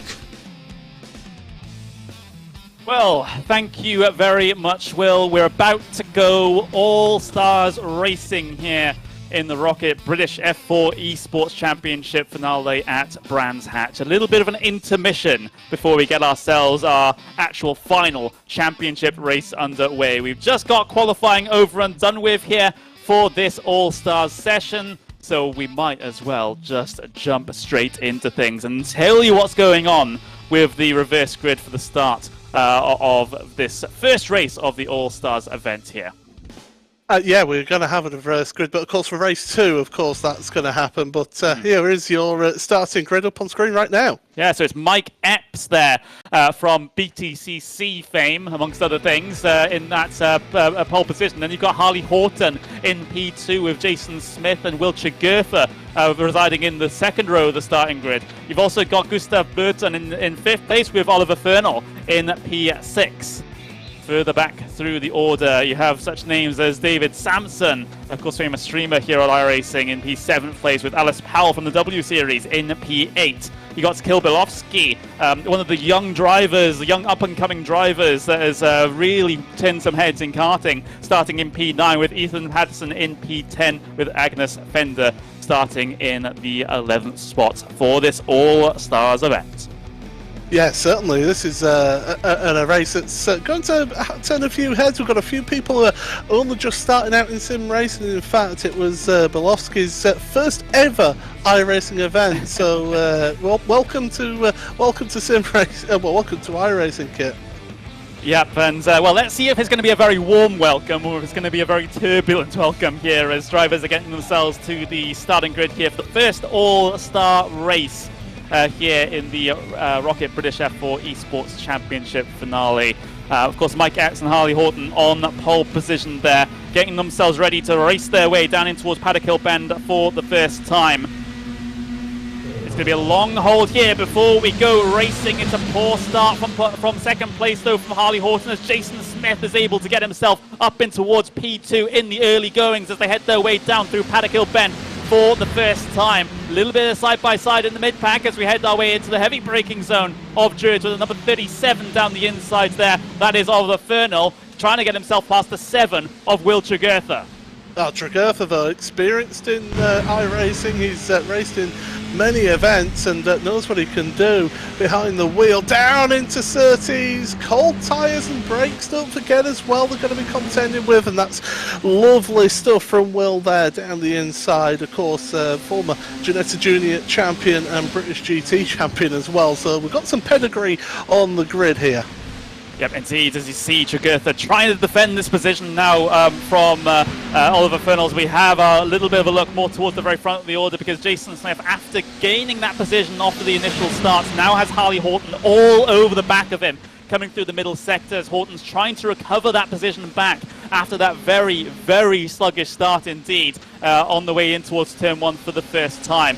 It's going to be a little bit of a reduced race length here compared to a normal championship race. Just 15 minutes here in the first All-Star race. We'll have a 15-minute event a little bit later on as well. But look at how close Harley Horton is now to Jason Smith coming down the pit straight. This opens up an opportunity potentially into Paddock Hill Bend. Looking to go the long way around. The lane's blocked off there by Smith as they continue on in these opening couple of laps here. Mike Epps, though, just trying already to stretch his legs and run away at the front of the field, looking at 0.8 of a second gap already. Yeah, Mike, of course, former runner-up in the BTCC Jack Sears Trophy in 2016. The only reason he didn't win that, certain Mr. Ashley Sutton. So that's the reason why when you've got a multiple-time British Touring Car champion who in his debut ended up winning that Jack Sears Trophy. I mean, it was tough opposition for Mike Epps, but Epps right now. Sim racing.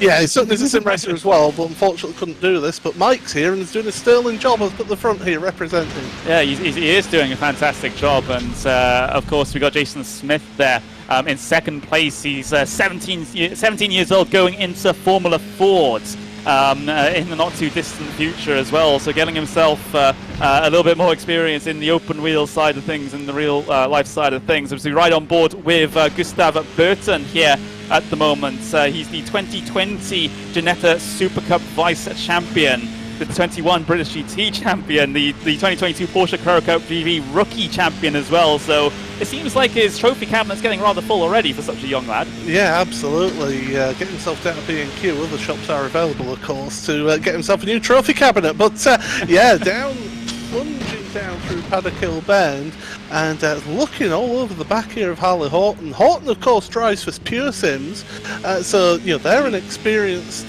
sim racing team have really come through. Who, by the way, Pure Sims, Ashley Sutton's team. So yeah. There's the link.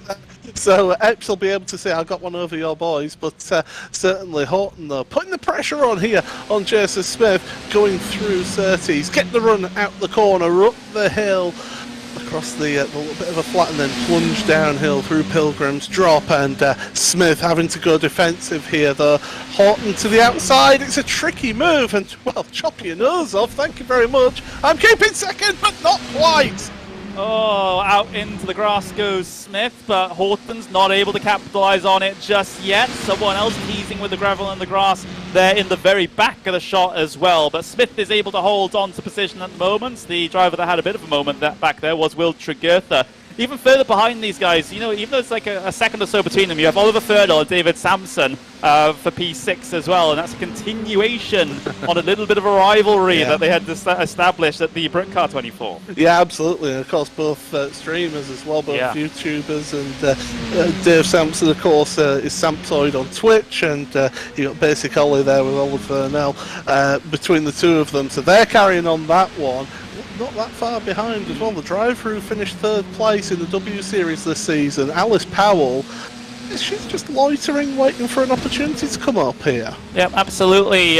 She did have a little bit of a sluggish lap on that last lap, about half a second slower than what Samson was able to pull out. It's so difficult to be consistent here at Brands Hatch. It's, you know, again, because you just don't have that room for error. As soon as you exploit the track limits a little bit, you're out into the grass in a lot of cases. So it is very, very difficult to try and keep those lap times within the same ballpark. This is a fantastic fight, or close moment going on for the final 2 steps of the podium here at the moment. And, well, Tregurfa is closing in on these guys, and or rather not Tregurfa, Burton is closing in on these guys. So I wouldn't be surprised if he's going to get himself involved in the not-too-distant future as we ride on board with that number 26 car, looking back at the drivers applying pressure to his rear wing. Yeah, absolutely, and this is where you just got to be a little bit patient. But with a 15-minute race, if you're going to make a move, you need to make that move sooner rather than later. You can't hang around too long, because we see it time and again in all forms of motorsport, whether it be full metal racing or whether it be virtual racing. If you end up spending too much time behind the car in front, you end up slowing down to their pace. You go on their brake markers, you go on their corner markers, and before you know it, you're not going to get past. Yeah, indeed. You get that tunnel vision. You get locked on to the rear of the car ahead of you, and it is quite difficult to try and break yourself out of that cycle.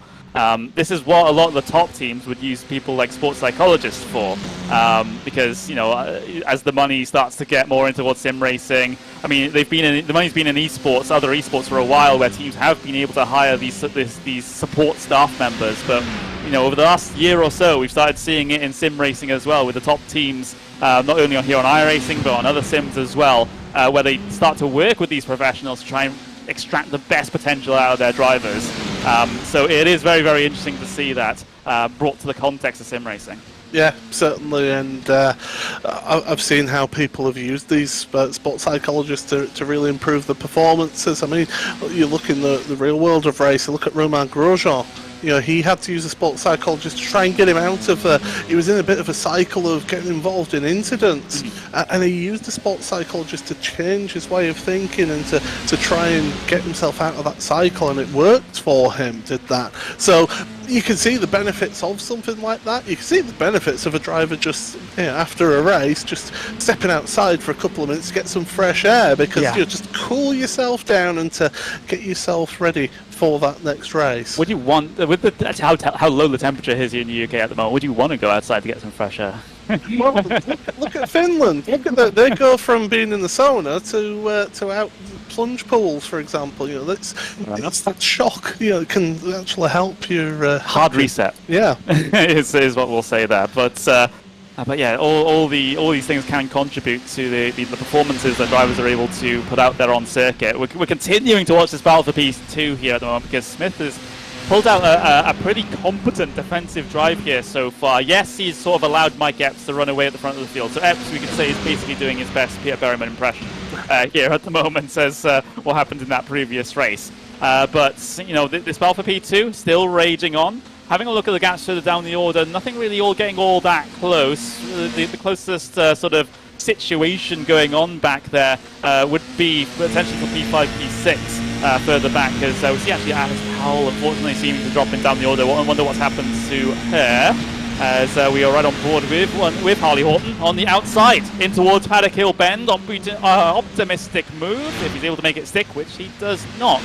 And let's see how the runs are influenced in towards Druids now, as Horton again looking to the outsides, looking to try and open up that corner a little bit, get the speed off, but not quite going to be so successful. He's going to follow very closely in towards Graham Hill Bend, but that doesn't always give you the right run in towards 30. And 30s is a difficult corner to overtake at the best of times. I mean, it shows you with this track, though, how you have to set somebody up at Paddock Hill Bend to get the run and get the undercut out of the corner into Druids. Do the same at Graham Hill Bend to give you the shot at Surtees. Contact between the two of them. Wheels touching the side pod there. Able to carry on his Harley Horton, but that was a potentially big moment there. Oh my words! Through Dingles, how they come. Oh, that was too close for comfort. Let's just say that. We can you know, we saw there was contact between the two of them, not quite enough to spin either one of those cars around, but definitely a very big wake-up call for both drivers here. Horton, the pressure that he's applying to the back of Smith's car at the moment is absolutely relentless. That number 20 is definitely been at least trying to prove to us and prove to you at home that he is the faster driver out of these two, but he's having a tough time to try and deal with the defensive lines that Smith has been running. And it's slowing these drivers down as well. It's just keeping these three together, and to keep them all together, it's putting that pressure on. I mean, Smith's doing a fantastic job of keeping in front right now, but Horton is just so epic. It's so great to watch this one. It's edge of your seat stuff here, Connery. Yep, indeed it is. If we were sat down. If we were sat down. So there we go. But as we head in towards the Pilgrim's Drop once again, another little look there from Harley Horton outside in towards Hawthorne's once again. This is where they made contact last time around. They don't do so this time, but there is Smith being forced wide back onto the circuit, almost into the path of Horton, as Horton tries to wrestle his position away. But here comes Burton now. This is his time to try and make an impact. He hasn't been able to find a way by just yet, but forces Horton to take an alternate line through the next couple of corners, but Horton stabilizes it out, gets himself back into the groove. But Burton, he was waiting for that opportunity. He almost grasped it and took it with both hands. And look who's catching up to them as well. Will Tregurtha's trying to get with these crew once again. And these drivers are certainly giving us some entertainment here in this All-Stars. You know, a lot of people thought, the All-Stars, it wouldn't be quite at the level of competition of our championship. But my goodness, they're giving us one heck of a show here. The racecraft's just as good. My words, I'm surprised they haven't wrecked 5 times in a row here at the moment, but they've just about given each other enough space, even if one of the incidents required a little bit of contact to try and make it happen. But we are getting into the last couple of laps of the race now with just 3 minutes and 20 seconds to go. Horton, though, a little bit too much speed through Surtees' car, got itself loose and forced itself out into the grass there, and he loses the position to Gustav Burton, and now he has the problem of Will Tregurtha right behind. It's so easy to make that mistake there at Surtees as well. You just make a contact, you touch that curb, it unsettles the car, and with these cars as well being Formula cars so low, you just end up riding that curb, end up on the grass. Did well to keep it out of the barrier. It must be sad. Look at how much they're cutting through Sheen Curve, but Sterling's, you set yourself up nicely heading towards the end of the lap, but just coming up to 2 minutes of change, and still Tregurtha now, you can smell 4th place, possibly even 3rd.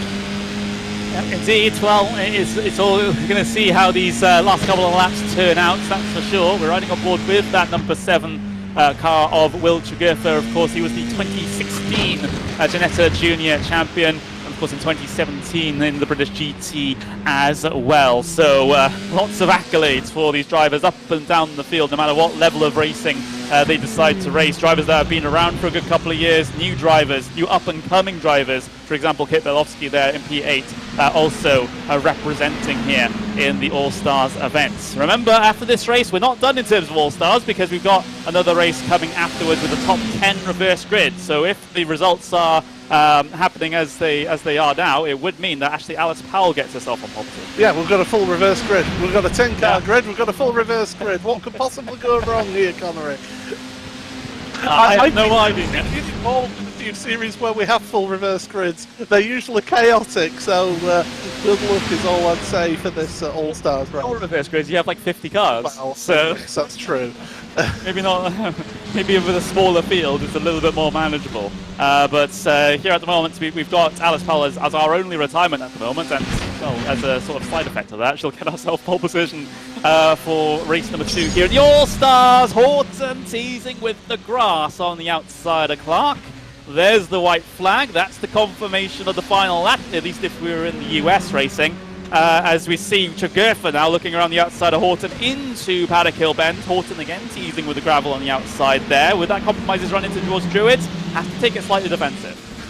Yeah, but you can afford to do that at Druids. You can do that indeed. But yeah, Horton's been making mistakes in this race, and I think that's where just that little bit of experience is needed. I mean, you don't end up winning the Genesis GT5 Challenge in both 2021 and 2022 by accident.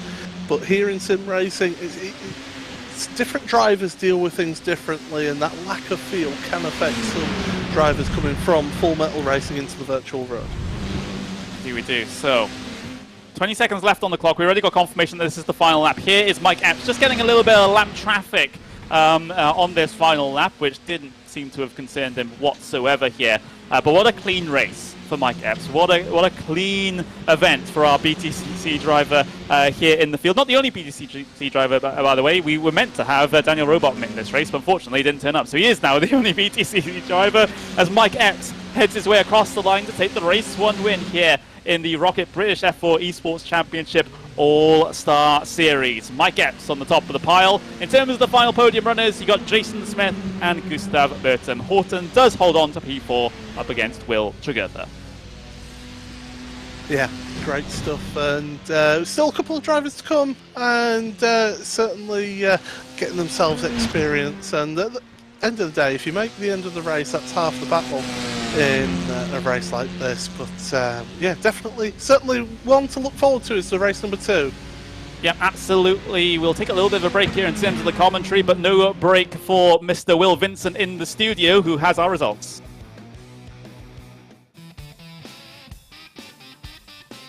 Mike Epps basically able to get himself a good run all the way through this race, basically untouched after the first couple of laps. The action was really going on behind the Alpha in terms of Jason Smith, Gus Burton and Harley Horton. I mean, we had a moment when 2 of them, 3 of them could have all been out the race in the blink of an eye. We saw them literally come together, wheel to side pod, and somehow manage to make it through. And of our 10 drivers into them today, we had 9 finishers. Unfortunately, Alice Powell was unable to complete this first race. But after 11 laps, it was Mike Epps claiming victory by just over 3 seconds then over Jason Smythe. Then you have Gus Burton in third, just about half a second behind. Harley Horton in 4th place and about 0.3 of a second back from the podium then. And then Will Trigurtha rounds out your top 5, 4.4 seconds behind your race winner.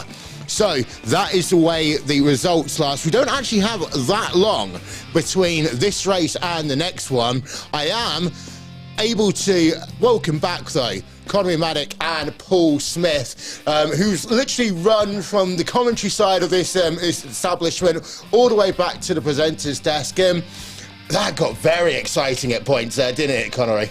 Oh yeah, it really did, and it was fantastic to see these all-star drivers show such a great display of driving, because, you know, usually when real-life drivers try their hand at sim racing, some of them treat it perhaps a little bit less seriously than some of the sim racers would take it, but from what I saw out there, at least in race number 1, they took it just as seriously as if they were racing on a real circuit together. The racecraft was fantastic as well. I want more of that, and we will get it. Very hard racing. In fact, some of the stuff they got away with today that you wouldn't get, you know, away with in the actual British F4 Championship, but they did just about get away with it in that battle for the podium. That was incredibly fun to watch, and it shows as well just how, you know, this is one of those cars that is very difficult to master, but it is very good as a training tool to get you into open wheel racing, and some of these drivers were adapted really well here today. Yeah, absolutely. You're absolutely correct there, Will, because they're not the highest of downforce cars, so you do have that element of sliding in the car there, but it's giving you that starting point of getting used to what downforce can do for you in open wheel racing. Not as powerful engines as well, so it's all about momentum with these cars as well, to carry that speed through the corners, and certainly it produces some great racing as well. I love the fact one of the cars has School of Send. The race winner has School of Send. I mean, that's the sort of stuff you don't always want to have on the side of a race car. Well, it is actually a racing development team as well as School of Send. So, you know, that's what Mike Epps is involved with, and yeah, it's great to see. It can. I mean, some of the times we have seen some very close moves here, but Conor, again, the racing was good. We are going to talk to your podium as soon as we get them online to do so. We've only got about 5 minutes before they're going to be racing once again. And I'm just getting in my ear that we are actually getting ready to have our first of these interviews. So, Connery, go on ahead, take it away. Well, at least if it's following on the pattern from the championship race, we should be getting Mike Epps up on in just a couple of moments' time. Can we speak to him now? Is he on a Zoom call? Good evening, guys. Oh, there we I'm go. not on Zoom, I'm afraid. No, but Mike, it's Can great. if you want me to. It's great to have you here on the ROKiT British F4 Esports Championship, the All-Star event. It seemed like it was a little bit of a walk in the park for you today at the front of the field. It's never as easy as it looks, boys. Yeah, obviously, I heard you boys talking just before. We've done a huge amount of work with the real-life car with me and Cal and O'Keefe at School of Send, and I do a fair few laps in this car with private coaching sessions with our drivers that we work with in various different formula, and it does obviously help that Brands GP is by far my favourite track in the UK as well. So when I heard it was happening, I got in touch with Paul, and obviously I'm trying to head up the JHR team in the main championship as well, and kind of manage them when I'm not away abroad at other racetracks doing the real stuff. And yeah, it's obviously led to me kind of knowing half what to do around here, so I got into a nice rhythm. I've raced against Jason Smith before quite a few times on here on various like online sessions, and as soon as I saw his name I thought I should probably pull my finger out for this one. Well, you definitely did pull your finger out. Maybe you should put it back in. You've dislocated it because you pulled it out so much that you ran off into the distance. But just having a little bit of a focus now here on race 2, we have what is effectively a full reverse grid now. So you're starting right at the very back of the field. You come from BTCC, which can be considered one of the more chaotic series that there are in World Motorsports. Do you think the experience in that is going to really help you try and scythe your way through the field here? Kind of, but touring cars have doors and roofs and stuff that you can squash and you can lean on people with. So, and especially with iRacing and online racing netcode, there's always a little bit of leeway. You leave a foot more on the sim than you'd leave in real life, for example, which sounds crazy, but it's actually true. So this could either be carnage and an early dinner and a bottle of beer, or this could hopefully go quite well. We'll see. Well, we definitely wish you the best of luck. Thank you very much for joining us, Mike, here on the interviews, and maybe we'll talk to you a little bit later on if you get on the podium. Yeah, fingers crossed, not dislocated. All right, okay, right. Thank you very much. And please remember to have the beer after you finish driving. Please don't drink and drive. Of course, don't sim and drive, everyone. Yes. Don't sim and drive, never. So we are going to talk ourselves from P1 down into P2, and of course what is in that very frenetic battle. So Paul, I'm going to hand it over to you for that one. Oh, no, I'm talking. Hello. Sorry, I've got stuff happening in my ears. It just isn't quite loud enough for me. So I'm going to say hello. I'm presuming I'm talking to second place. I'm hoping I can. Oh, no, I'm talking to Gus. Hello. Good evening, Gus. You are right there involved in the action all evening. So how was that first race for you in what was at point entirely chaotic? Yeah, it was interesting. I think I was about to have a stroke trying to keep up with these guys. I'm not very, very experienced in the iRacing world. I'm a rookie on here, but yeah, basically just drove, tried not to make any mistakes, capitalised on I don't know who was in P3 ahead of me, but he made a slight error, and then yeah, just tried to bring it home. I was close to maybe getting P2 at the end, but yeah, these guys are bloody fast. You were there in the mix when you had that. The two drivers ahead of you literally went wheel to side pod. I mean, your heart must have been in your mouth at that point, knowing how narrow this track is. If there was to have been a massive incident, do you think as if you would have even been able to get through it? I'm not going to lie, I was sort of hoping there was going to be one. I was looking at the two ahead of me and I thought, well, I've not got the pace to overtake them, so something's got to happen for me to capitalise on it.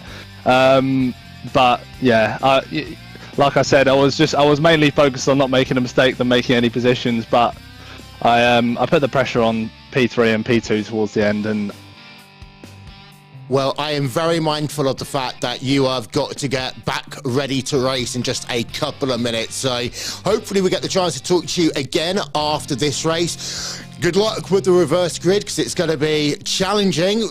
Any final thoughts before I let you go? No, not particularly. I'm going to try and survive. Try to survive. Try and get yourself as far up as you can. Good luck. And in fact, good luck to all... Cheers, guys. No worries. Thank you so much. And thank you very much to all the 10 drivers taking part in this All-Star event here this evening. I mean, we've got, don't forget, the final round of the ROKiT British Formula 4 Esports Championship to come after this race. So it's been an extended break for the drivers who are running for £2,500 in terms of the team championship and £500 in terms of the drivers championship. But before we get to that, we've got some more fun to come, and that is your fully inverted, pretty much, race grid for race number 2. Let's hand it back to your commentators, Conor Maddock and Paul Smith. Well, thank you very much there, Will. I think one of the drivers are going to, well, thinking they hope to survive, maybe put I will survive on full blast. Maybe that'll help. Yeah, that's... No, it's cognitive conditioning, right? Yeah, absolutely. There is a song called "If I Survive" by Hybrid, which is a very good song. But yeah, so we're covering all bases there of elements of survival. But it was worth pointing out Alice Powell. We saw her retire in that first race. It's caused a little bit of an issue with her equipment, so she's had to reset things. So hopefully, fingers crossed, we can see Alice in race 2, and hopefully see some good pace from her as well. Is that an excuse to just drop back to the field to get a reverse grid pole? I'm not being cynical, you are. Well, I mean, one of us can be cynical, the other of us can be reasonable, and that balances things out. So that's good as far as I'm concerned. But we got our little warm-up session over. We'll get ourselves into the gridding procedure here for race 2 of the All-Star Series. It's going to be another 15-minute event, 10-car reverse grid, which means with 10 cars, it's a full reverse grid. And of course, after this, we'll get on with doing our final championship race, where all the prize money is going to be paid out for our professional drivers here today. But let's have a look at the starting grid then for race 2 of the All-Stars. It is Alice Powell on pole position with Ethan Patterson in P2, with Kit Belowski in P3, with David Sampson in P4. Oliver Fernald will start P5, with Will Tregertha in 6th place. Further back through the order, you have Harley Horton starting in 7th with Gustav Burton in P8. Jason Smith in P9 with Mike Epps in P10.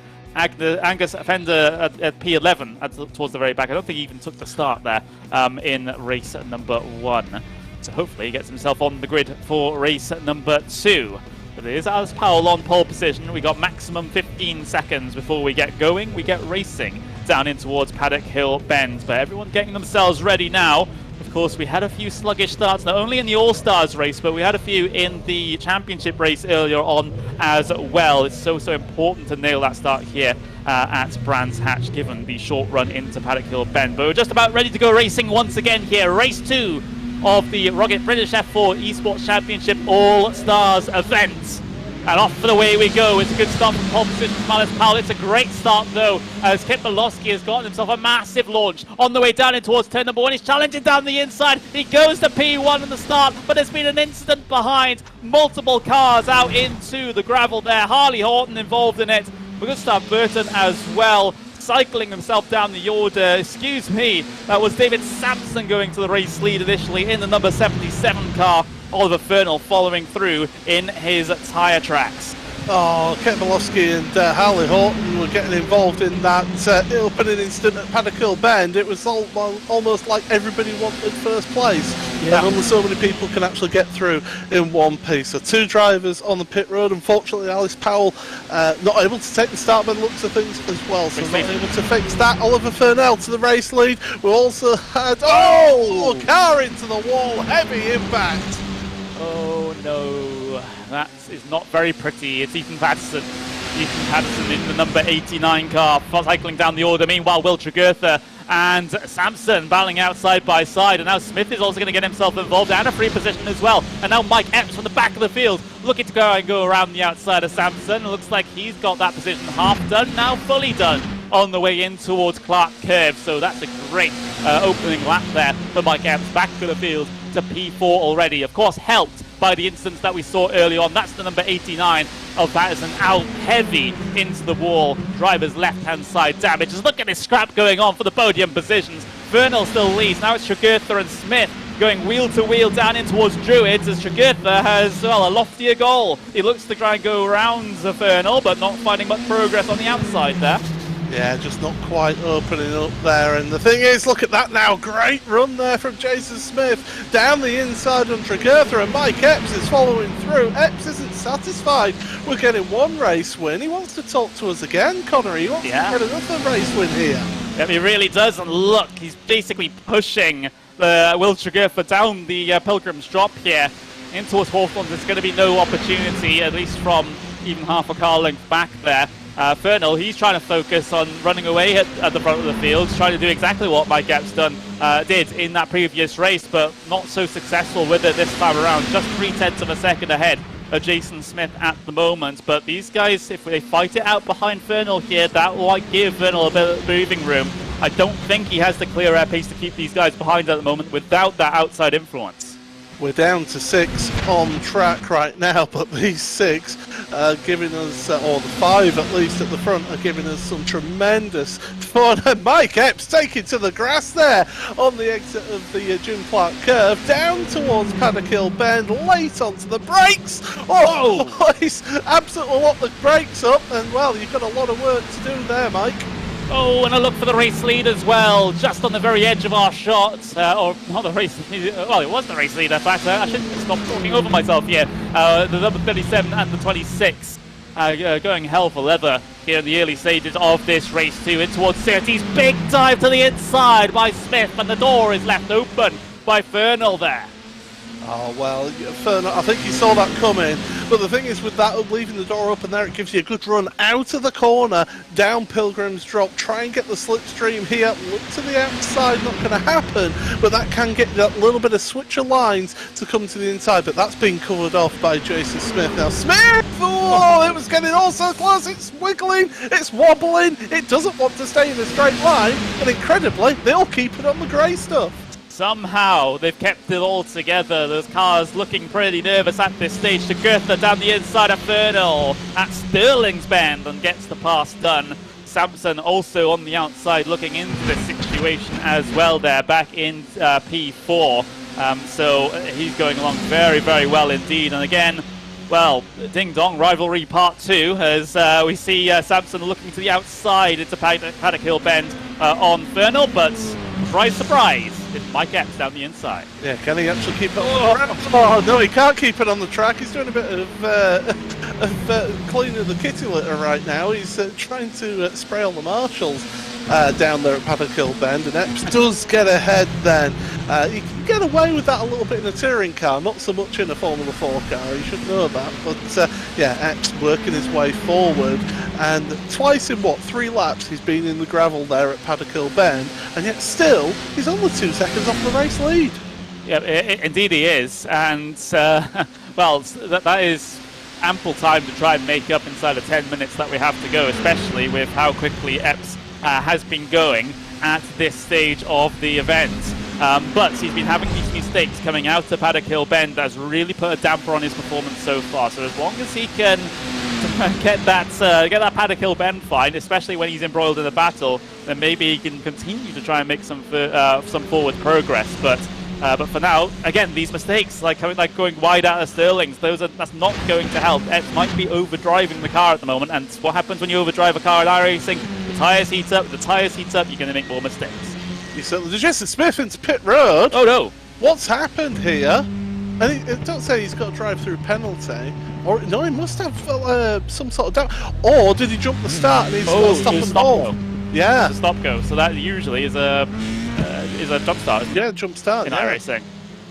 So yeah, didn't spot that. I mean, it was a chaotic start to be fair, because we ended up having Alice Powell actually not take the start and just confusing my my run through the order on the start there.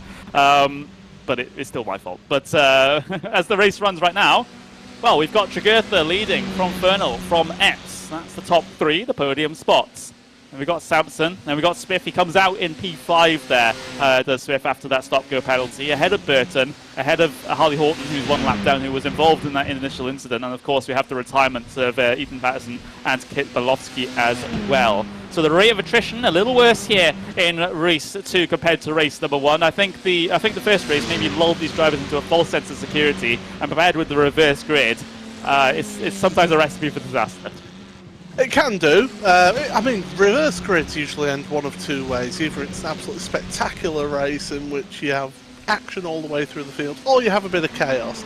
I think we've had a little bit of the chaos right at the start in the opening lap, but things have actually been quite entertaining to watch here though. The top four, they've spread out that little bit now. So Tregurtha, you look at the lap times that he's setting here, Tregurtha, in this second race of the evening. He's matching the pace of the top 5, top 6 from the championship race that we saw in the opening of this event. So, you know, these drivers, they have got that pace to match those Esports pros. Of course, there may be a little bit of variation in terms of the track conditions. That does affect things quite a lot here at iRacing. However, it's in the same ballpark, like you mentioned. So that is fantastic to see from our all-star drivers. Some of them may be real-world drivers, some of them streamers and content creators, of course. So yeah, it's great to see them really stepping up to the plates. There's the battle, well, not quite a battle just yet, but there's the situation there for the race leads. Tregurtha 0.6 of a second ahead of Fernal here at the moment. This would be a fantastic result for Fernal, no matter what. No matter whether he catches Tregurtha for the race lead or he holds on to P2 against Eps in particular. I would come out of that race as Fernal just thinking, oh wow, that was a pretty good job I did. I think also that Base Golly wants to beat Samsoid as well, don't forget. So it's going to be round 2 win for Oliver. So yeah, definitely there's that little bit of inter-driver rivalry going on out there, and yeah, certainly it's great to see that happening in here in these types of events, and certainly they give us some entertainment. But we're going to past the halfway point of the race. We're into the second half of the race now, Connery. We've got these gaps, and we look at the last laps. The front three, they're all pretty much even pace. They're not really gaining on each other, but Samsoid's actually just dropping back a little bit, is David? Yeah, indeed. Indeed he is.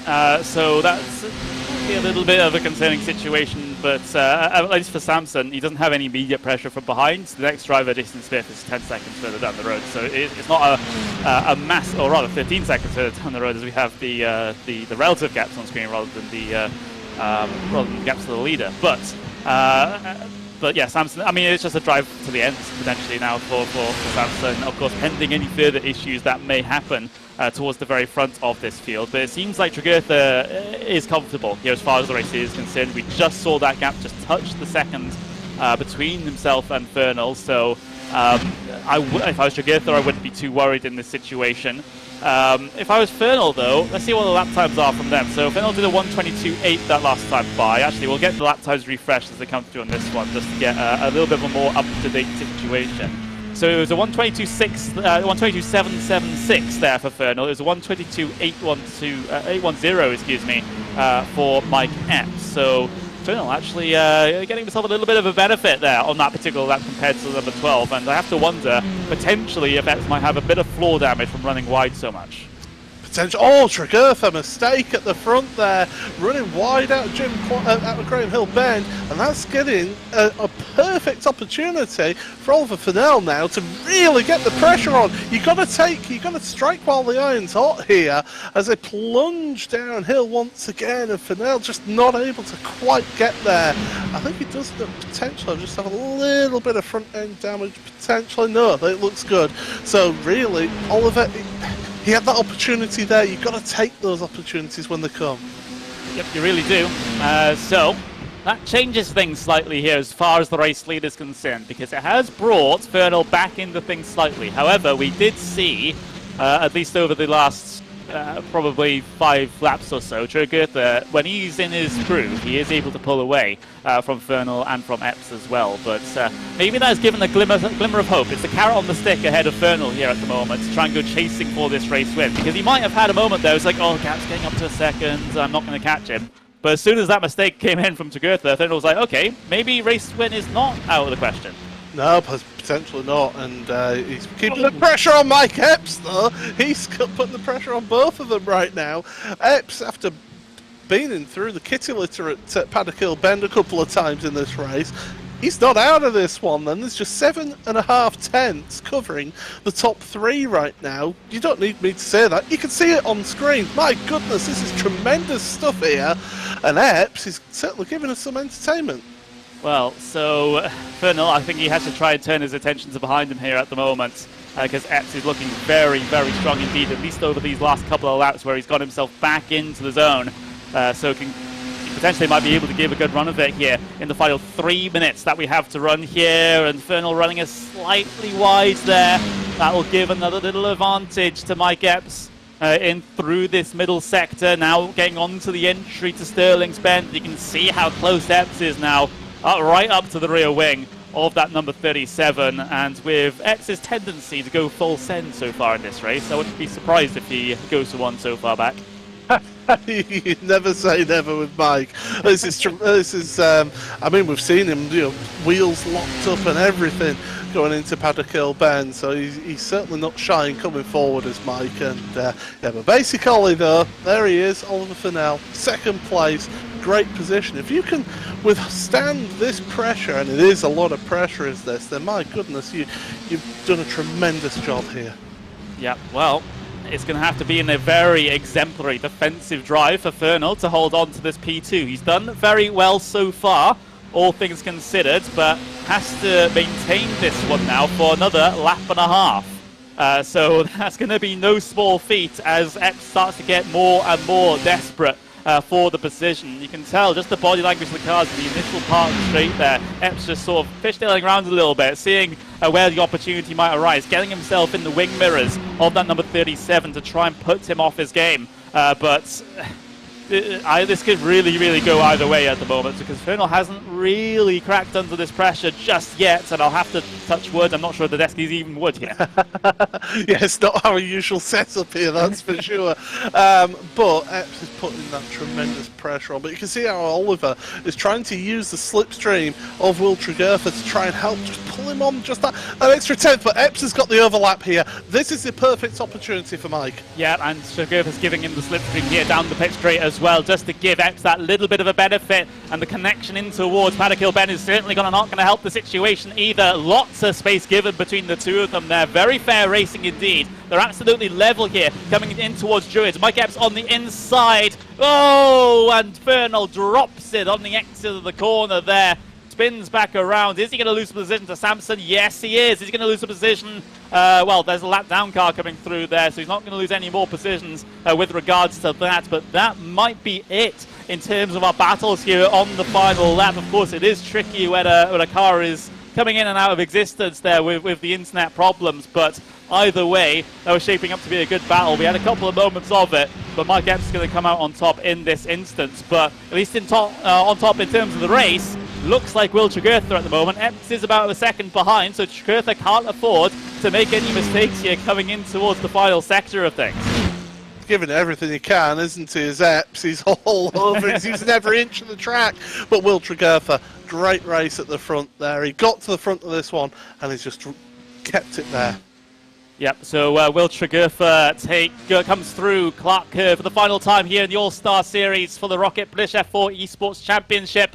Will Tregurtha, the number 7, across the line to take the race win here in race 2. Mike Epps is in P2, and David Sampson. Ooh, actually, our timing screen had a little bit of a moment, but David Sampson comes across the line there in P3, further back through the field. Yeah, great stuff there for Sampside. His loyal army of fans will be delighted with that, and he gets one over Oliver as well, for good measure as well. It didn't help Oliver that Mike Epps engaged the cloaking device there, but unfortunately that's the nature of racing over the internet, and connections can have little issues. Yeah, that is absolutely just the nature of things. But that's the end of the racing here in terms of the All-Star Series. We'll send it back to the studio where Will is standing by. Once again, Will Tregurtha then claims victory by just under 1 second from Mike Epps. He tried to go back-to-back, but not quite able to do so. That was a rather chaotic race, right from turn number 1 all the way down through the last couple of laps. Oliver Fernald, for example, having that moment with just a lap or so to go. The top 10 of your results are up on your screen. Fastest lap, by the way, lap number 6 by Jason Smythe. So he gets P number 6. So P number 5, but the fastest lap on lap number 6. Those results are up for your viewing pleasure right now. We've got about 20 minutes then until we head ourselves through to the final of our races. And the little thing, I want to do a little segue, because pretty much we talk about food on every single RaceBot broadcast that we've ever done. Today is no exception. I walked to get these guys some water because, you know, it is rather warm in commentary world over there, as it always is when we do commentary. We go through gallons of water. Then I walk past, and first of all, thank you so much, Paul Crawford, for all the help that you've done in terms of being able to work with Motorsport UK and this whole Formula 4 Esports British Championship, partnering up with ROKiT, partnering up with Simucube, partnering up with Noble Chairs. However, you have had by far the healthiest meal of the day. I saw you eating a rice salad box and you had some fruit salad next to you. These two guys have had Mackies today, and most likely will have Mackies later.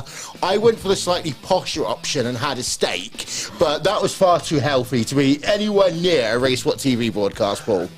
Yeah, that's just not uncalled for, absolutely. We're going to call them out on that one. Yeah. But one thing that is good for us is these comfortable Noble chairs. It's certainly helping us with when having to rush between it, keeping me and Connery nice and fresh, because we've got a bit of a walk there after each race. They're very smooth when they're rolled across the stage. Yeah. They are, yeah. I would have to say, by the way, that was about as smooth a transition to a sponsor as the hoodie and the tops that you and I were wearing as we came in. We've got to say, Linus Tech Tips, eat your heart out. Yeah, definitely. We have got some interviews, of course. We are going to talk to your race winner in just one moment's time. You know what, Paul? I don't think you've done an interview yet today, have you? I know that we've got Mike Epps ready, and he certainly had an eventful time out there. Oh, he really did, didn't he? He's out from the back of the field. Yeah, is it Mike we've got on right now? Yes, it is. So take it away, Paul. So, Mike, I mean, we talked to you beforehand. You survived, so that's, first of all, well done, but you certainly did your best to find the wall at Paddock Hill Bend a couple of times. Well, they don't call us School of 7 for nothing, do they? Yeah, that didn't quite go as well as planned. I'm good mates with Will, but yeah, I had one of those sort of random half lockups into Paddock on the inside of him, and I was like, I'm not going to be staying on the inside here. Hopefully he doesn't steer in too much, but he wouldn't have known it was coming. And then we had a little rear left to front right, and that was me in the gravel. And then my steering was kind of bent from that point. It was turning left the whole time. So it took me a few laps to get used to the new setup. And then, we cracked on, but it was just needs to be one of those half-hour races for that one. But that's the art of sprint racing. So in hindsight, the coach in me would have said hold back for a lap, but it's all part of the fun, isn't it? Well, I mean, I was saying on commentary that with these sprint type of events, you can't stay behind for too long, can you? You've got to almost arrive and drive by to get those moves done in these races.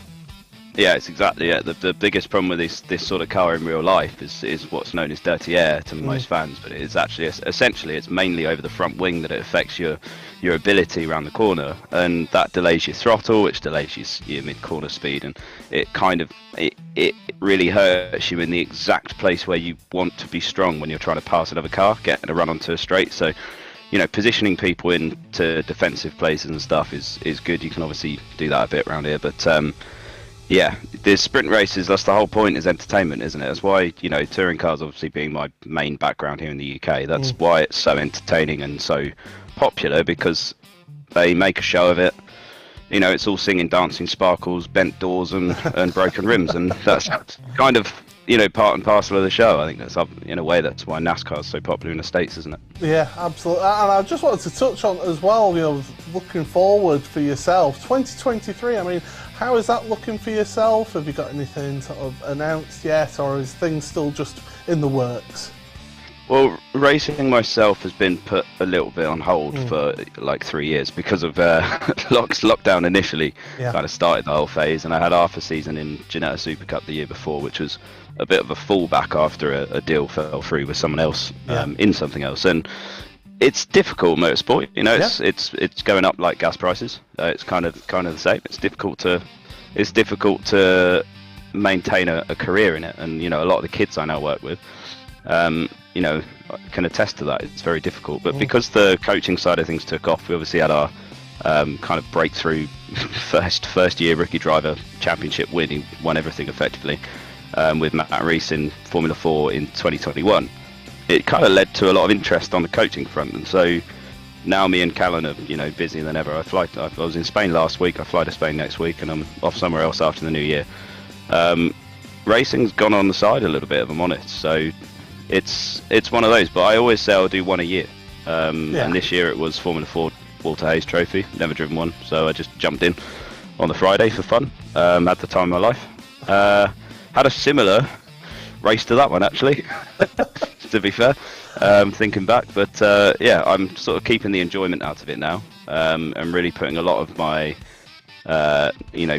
accrued knowledge over the years and my heart and soul into the people I work for now, and seeing if I can make a star out of someone who's still got the opportunity. And I think, you know, with some of the boys we're working with, you know, that's definitely there on the table to get. So it's a lot of hard work over the winter with testing and drivers, and a hell of a lot of coaching next year, I think, and probably for the years to come. And I was going to say, to attest to that, I've heard a lot of people, a lot of coaches in the past who have been former like rugby players or footballers who have said that when you're in the thick of it, you don't get to enjoy the journey, but when you're coaching somebody, you actually get to sit back and look at the big picture and think, wow, what a achievement for that person, and I've been a part of that. So it must be rewarding in that way for you. Yeah, I have to say, in a strange way, and this is in the nicest way you can possibly say it, it's not necessarily your situation that you're in. So you're just outside in a bit of a safety zone, if that makes sense, when you're watching everything unfold. I still feel it, you know, at the end of the day. If you have a win with the driver you're working with, it's a lot better than if they come in with no front wing and a rear right hanging off or something. So it does have a huge difference. But in a way, you are right. I've never really put it into words like that, which is nice actually, because I've really enjoyed the last couple of years in a way that you can't when you've got all that internal pressure on you. I even noticed it at that one race I did this year. I found suddenly I was unable to focus on as much stuff on the outside of it as I normally can, because I'm actually in the seat while I'm going around the track. I don't have like a load of free time where the car's going around. I'm in it actually circulating. So, you know, it puts a lot more pressure on a race weekend, and that's partly kind of the selling point for having a coach. We're the glue that, you know, makes sure all the little bits are looked after, and all the little things that you need go right. And every day's a school day at the end of the day. I still learn the occasional thing from drivers I work with as well. So, yeah, it's something I think every driver should have at some point in their career. Yeah, absolutely. Well, Mike, thanks so much for joining us for the All-Stars and for jumping in the interviews here, and certainly provided us plenty of entertainment, that's for sure. If I'm here to do nothing else, it's entertaining. Thank you so much. Thank you very much, Mike. And cheers, guys. Thank you. I actually kind of get the point as well, because I was in that situation where I moved from being a full-time commentator to management. You know, it's very rare I get let out these days to come and do fun stuff like this. But it's that whole thing, you get a much different perspective when you're kind of looking at it from different perspectives compared to being there in the moment, you know, day to day, etc. It's really fascinating. And again, thank you to all of our All-Stars for really taking the time to not only have some fun, but to put on some great racing as well, Connery. Yeah, it was absolutely fantastic. It was a very enjoyable race as well. Of course, we had a little bit more of an interesting rate of attrition in the second race with the early incident that we had into Paddock Hill Bend. But we still got some great fights throughout the fields. And of course, with Mike Epps' charge through the field, with the defensive efforts that were on display as well, that was very, very nice. That's just the way I'm going to describe it. Talking about charging through the field, that's a perfect segue to move on to start thinking about what is coming up next, because it is the final round of the championship, and we have champions to crown, both in terms of a driver's sense and in terms of a team sense. Don't forget, £2,500 plus 2 full days worth of simulator time for the team victors, £500 plus, of course, even more prizes for those who win in terms of the drivers' championship. And after race number 1, Paul, it is close, and it is going to be some drivers, these drivers are going to have that situation of trying to work out the points in their head and whether or not they need to make the move, whether or not they should make the move, or whether or not it's the case of there's 4 laps to go, something needs to change. Yeah, I know Connor has been sort of keeping a track and doing some back of envelope mathematics here for it, and it is incredibly close how this championship is coming into this final round. And I said, me and Connery, every series that we've commentated on this season, it's come down to a final race, and it's come down to a point. And my goodness, we're going to get it again, aren't we, Connery? Well, because this has just been absolutely sensational. It's not quite a point just yet, but if you thought we were close coming into the day, we're even closer at this point, because we've got Monster Rugby Gaming currently leading the way in terms of the points at the moment coming out of race 1. This is without considering any penalty points from any incidents that we have to keep in mind. So Monster Rugby Gaming leads, 3 points behind them, Apex Racing Team. 15 points behind Monster Rugby Gaming is the Apex Racing Academy. In terms of drivers, though, that's where things get a little bit more interesting, because we've got Luke McEwen currently leading the way there. We've got Josh Ladd 3 points behind. Berryman 4 points behind. So there's only 1 point between P2 and P3 here at this moment in time. So there's going to be a lot to keep track of in this second race. I mean, our spreadsheets and our calculations are going to be whirring away, and you could probably power 15 cities on the amount of waste heat. But it's but yeah, this is all shaping up to be a grandstand finish of a race, let alone a final lap. I will say that is a very, very expensive back of an envelope. But the maths is sound. We have checked that one up. And of course, that's the whole thing. We don't know. It could all change in the first lap. It could all come down to the final lap, to the final corners. Don't forget, the final corners actually can give you the best opportunities to overtake here at Brands Hatch. So don't go anywhere. I mean, if you've got a noble chair like we do, you can literally, you know, if I know where the button is, you can lean back and there we are. I'll lean back because these are really, really nice chairs. I'm not saying that just because they're sponsoring these. These are really nice chairs. And of course, stay with the action all the way through to the end. We're going to have a chat, of course, with most likely at least one of the drivers from the Apex Racing Hub who are literally downstairs underneath me. It's a good job we're soundproof from top to bottom because it's going to get loud in terms of the commentary. It's going to get loud in terms of the emotion downstairs as well, because there is still so much to play for, and this is what we love about racing championships. Not just open wheel championships, not just esports championship, any championship where it comes down to the final moment, the unpredictability kicks in, and with that you really get to understand the test of a true racing driver, because they always say there are a number of drivers who can win if they are just put into the position of starting the race and being close to the front. Well, you don't get that. You've got 8 drivers today, let's not forget, who are going to be inverted. That is most of your championship field. In fact, Jamie Fluke starting in 9th might actually be really helpful to help his teammate Peter Berryman here today. That could be a massive story point moving forward as to how closely these team drivers are kind of bunched together up in the field, Paul, because teamwork for this race could be everything. Well, we saw it with the Monster Rugby Gaming team, didn't we, in that first race, how they were able to orchestrate things. You know, Alex did a fantastic job, start the race, getting up there in the front two. We said we don't know what will happen if there is going to be any penalty or not. That's going to be post-event. But he was in there, he was in the mix, he was able to put the pressure on Pete Berryman for a long time, and then when his teammate came up behind him, that was the opportunity, and it surprised me, Connery, that he was able to get that switch done and to keep Luke McEwen behind. We called it at the time. Like, no, I don't think many teams in that situation would tell the drivers to orchestrate that swap. Personally, if I was a team boss there, I would think, no, hold position, our competitor's too close behind us. We can't do this safely. But that was a ballsy call that they made there. I mean, don't forget, I've commentated so many IndyCar races over my life where, you know, they do orchestrate swaps because it's actually a part of racing. In a Formula 4 car, that is far more difficult, however. I'm noticing we've got 3 minutes left on the clock, so it's almost time. For the final time today, I get to kick you out and have this lovely studio to myself for the next 30 minutes. By the way, I want to say a massive shout out to all the guys over at Apex who have been humbly accommodating us here today, because it's been absolutely easy in terms of getting everything we needed set up, in terms of getting ourselves connected and ready to do this. So thank you very much to all the Apex team. Thank you very much to Dane working in the back, and of course the maestro himself, Hugo Louise. He'll be in Europe very, very soon. He gets the chance to finally leave Brazil, and we can't wait for that. But again, Hugo, you're the very best at what you do.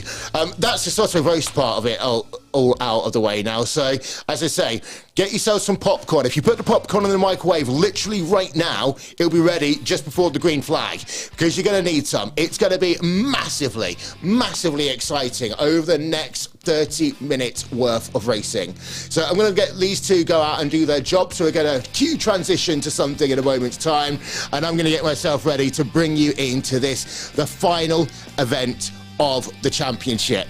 The Formula 4 Esports Championship presented by ROKiT has been absolutely incredible all year long.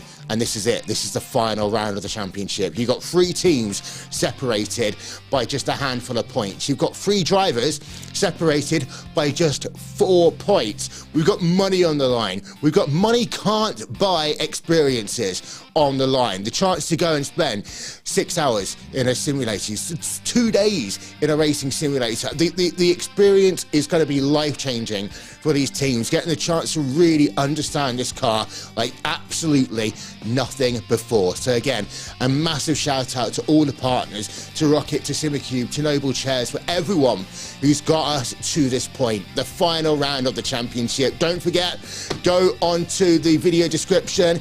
You can enter before 9 a.m. on Monday the 5th of December, and that will give you the opportunity to win one of these Noble Chairs. Not this one, it's sort of my back sweat by now, but you'll get yourself a brand new one, maybe in time for Christmas. And with that, it's time for us to hand it back over to commentary.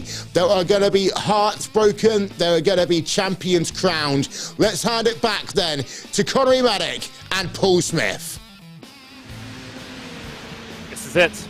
This is it, Paul. It's the final race of the season in the ROKiT British F4 Esports Championship. It's here at Brands Hatch, where all good British racing championships end. Just one more 30-minute race to crown not only a team's champion, but also to crown a driver's champion as well. 3 teams could call themselves champion at the end of this race. 3 drivers could call themselves champion at the end of this. That's what's on the line. They're all very close in terms of points as well. I'm nervous for these drivers, Paul.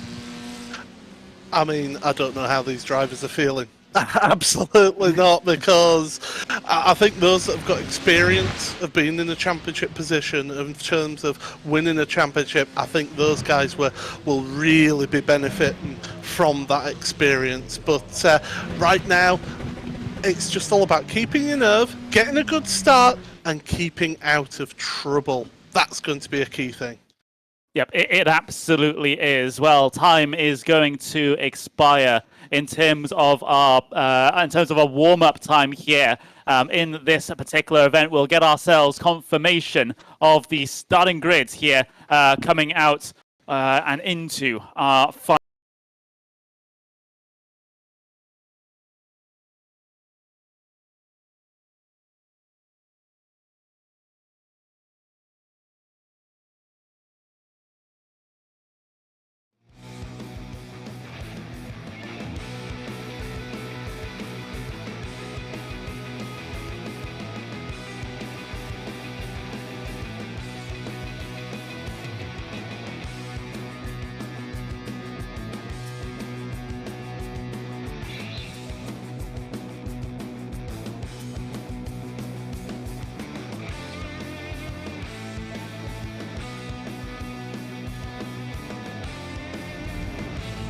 So that's the top to bottom in terms of the starting grids here today for our final race of the season. It is Matt Caruana on pole position, but the championship drivers behind him will surely try and make short work of those drivers that have benefited from the reverse grid for the final time in the British F4 Esports Championship. Powered by ROKiT, we're heading down in towards turn number 1, in towards Paddock Hill Bend. Joseph Loke, immediately aggressive, but Caruana keeps himself ahead for now. Deslandis looking to try and gain some points for Apex Racing Academy, looking to go around the outside in towards turn number 2 here on Joseph Loke, but Loke holds onto the position. Here comes Ted Bradbury in towards P3, sends Deslandis down into P4. Specs loses the position to Luke McEwen. In amongst all of that, there's battling going on behind with the Apex cars as well. Berryman, Fluke, all involved in this. In fact, both the teammates going side by side.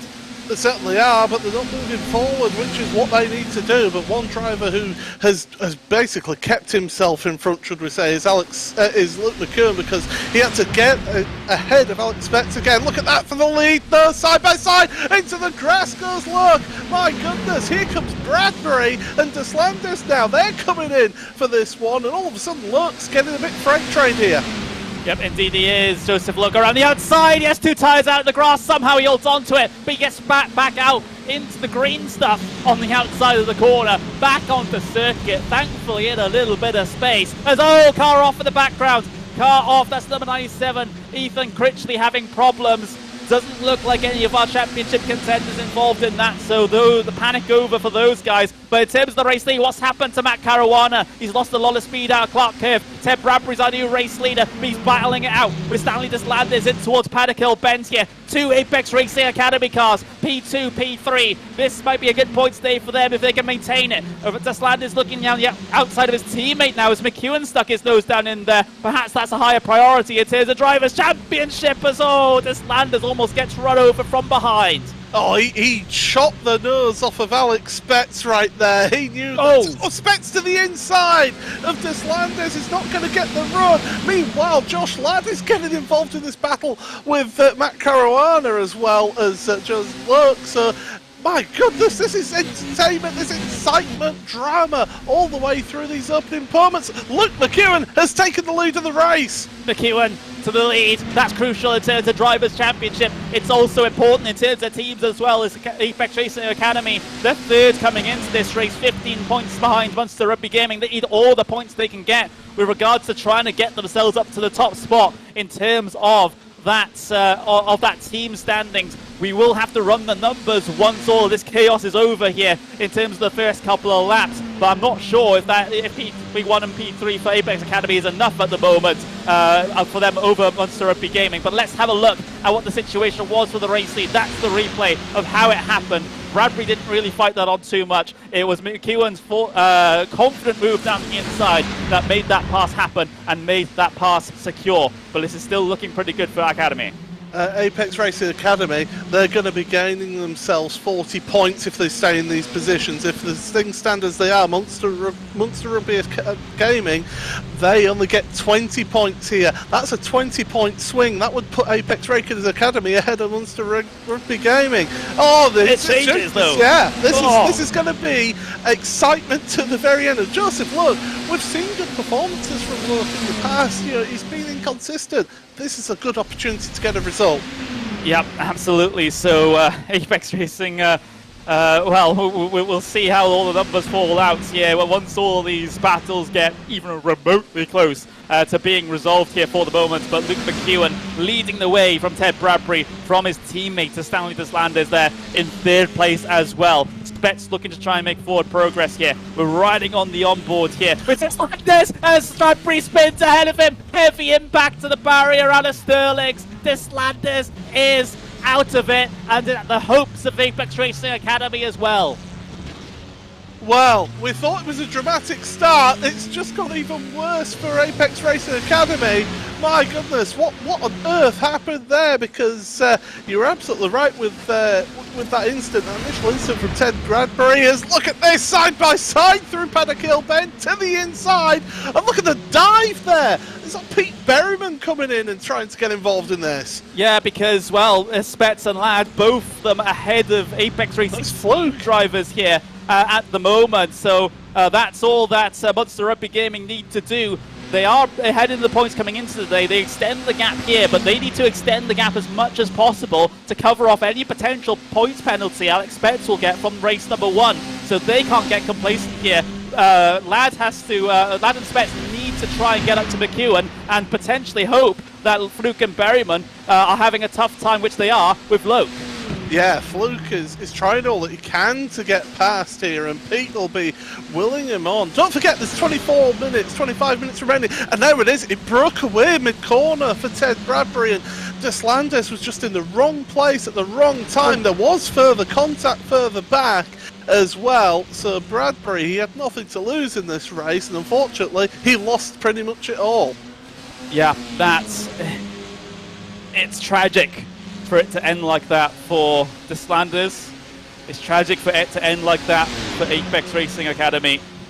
They're basically out of it in terms of team standings here at the moment. They have, that's the contact with the other YRDA Arden car, 63 out into the wall. And that was Ollie Davis.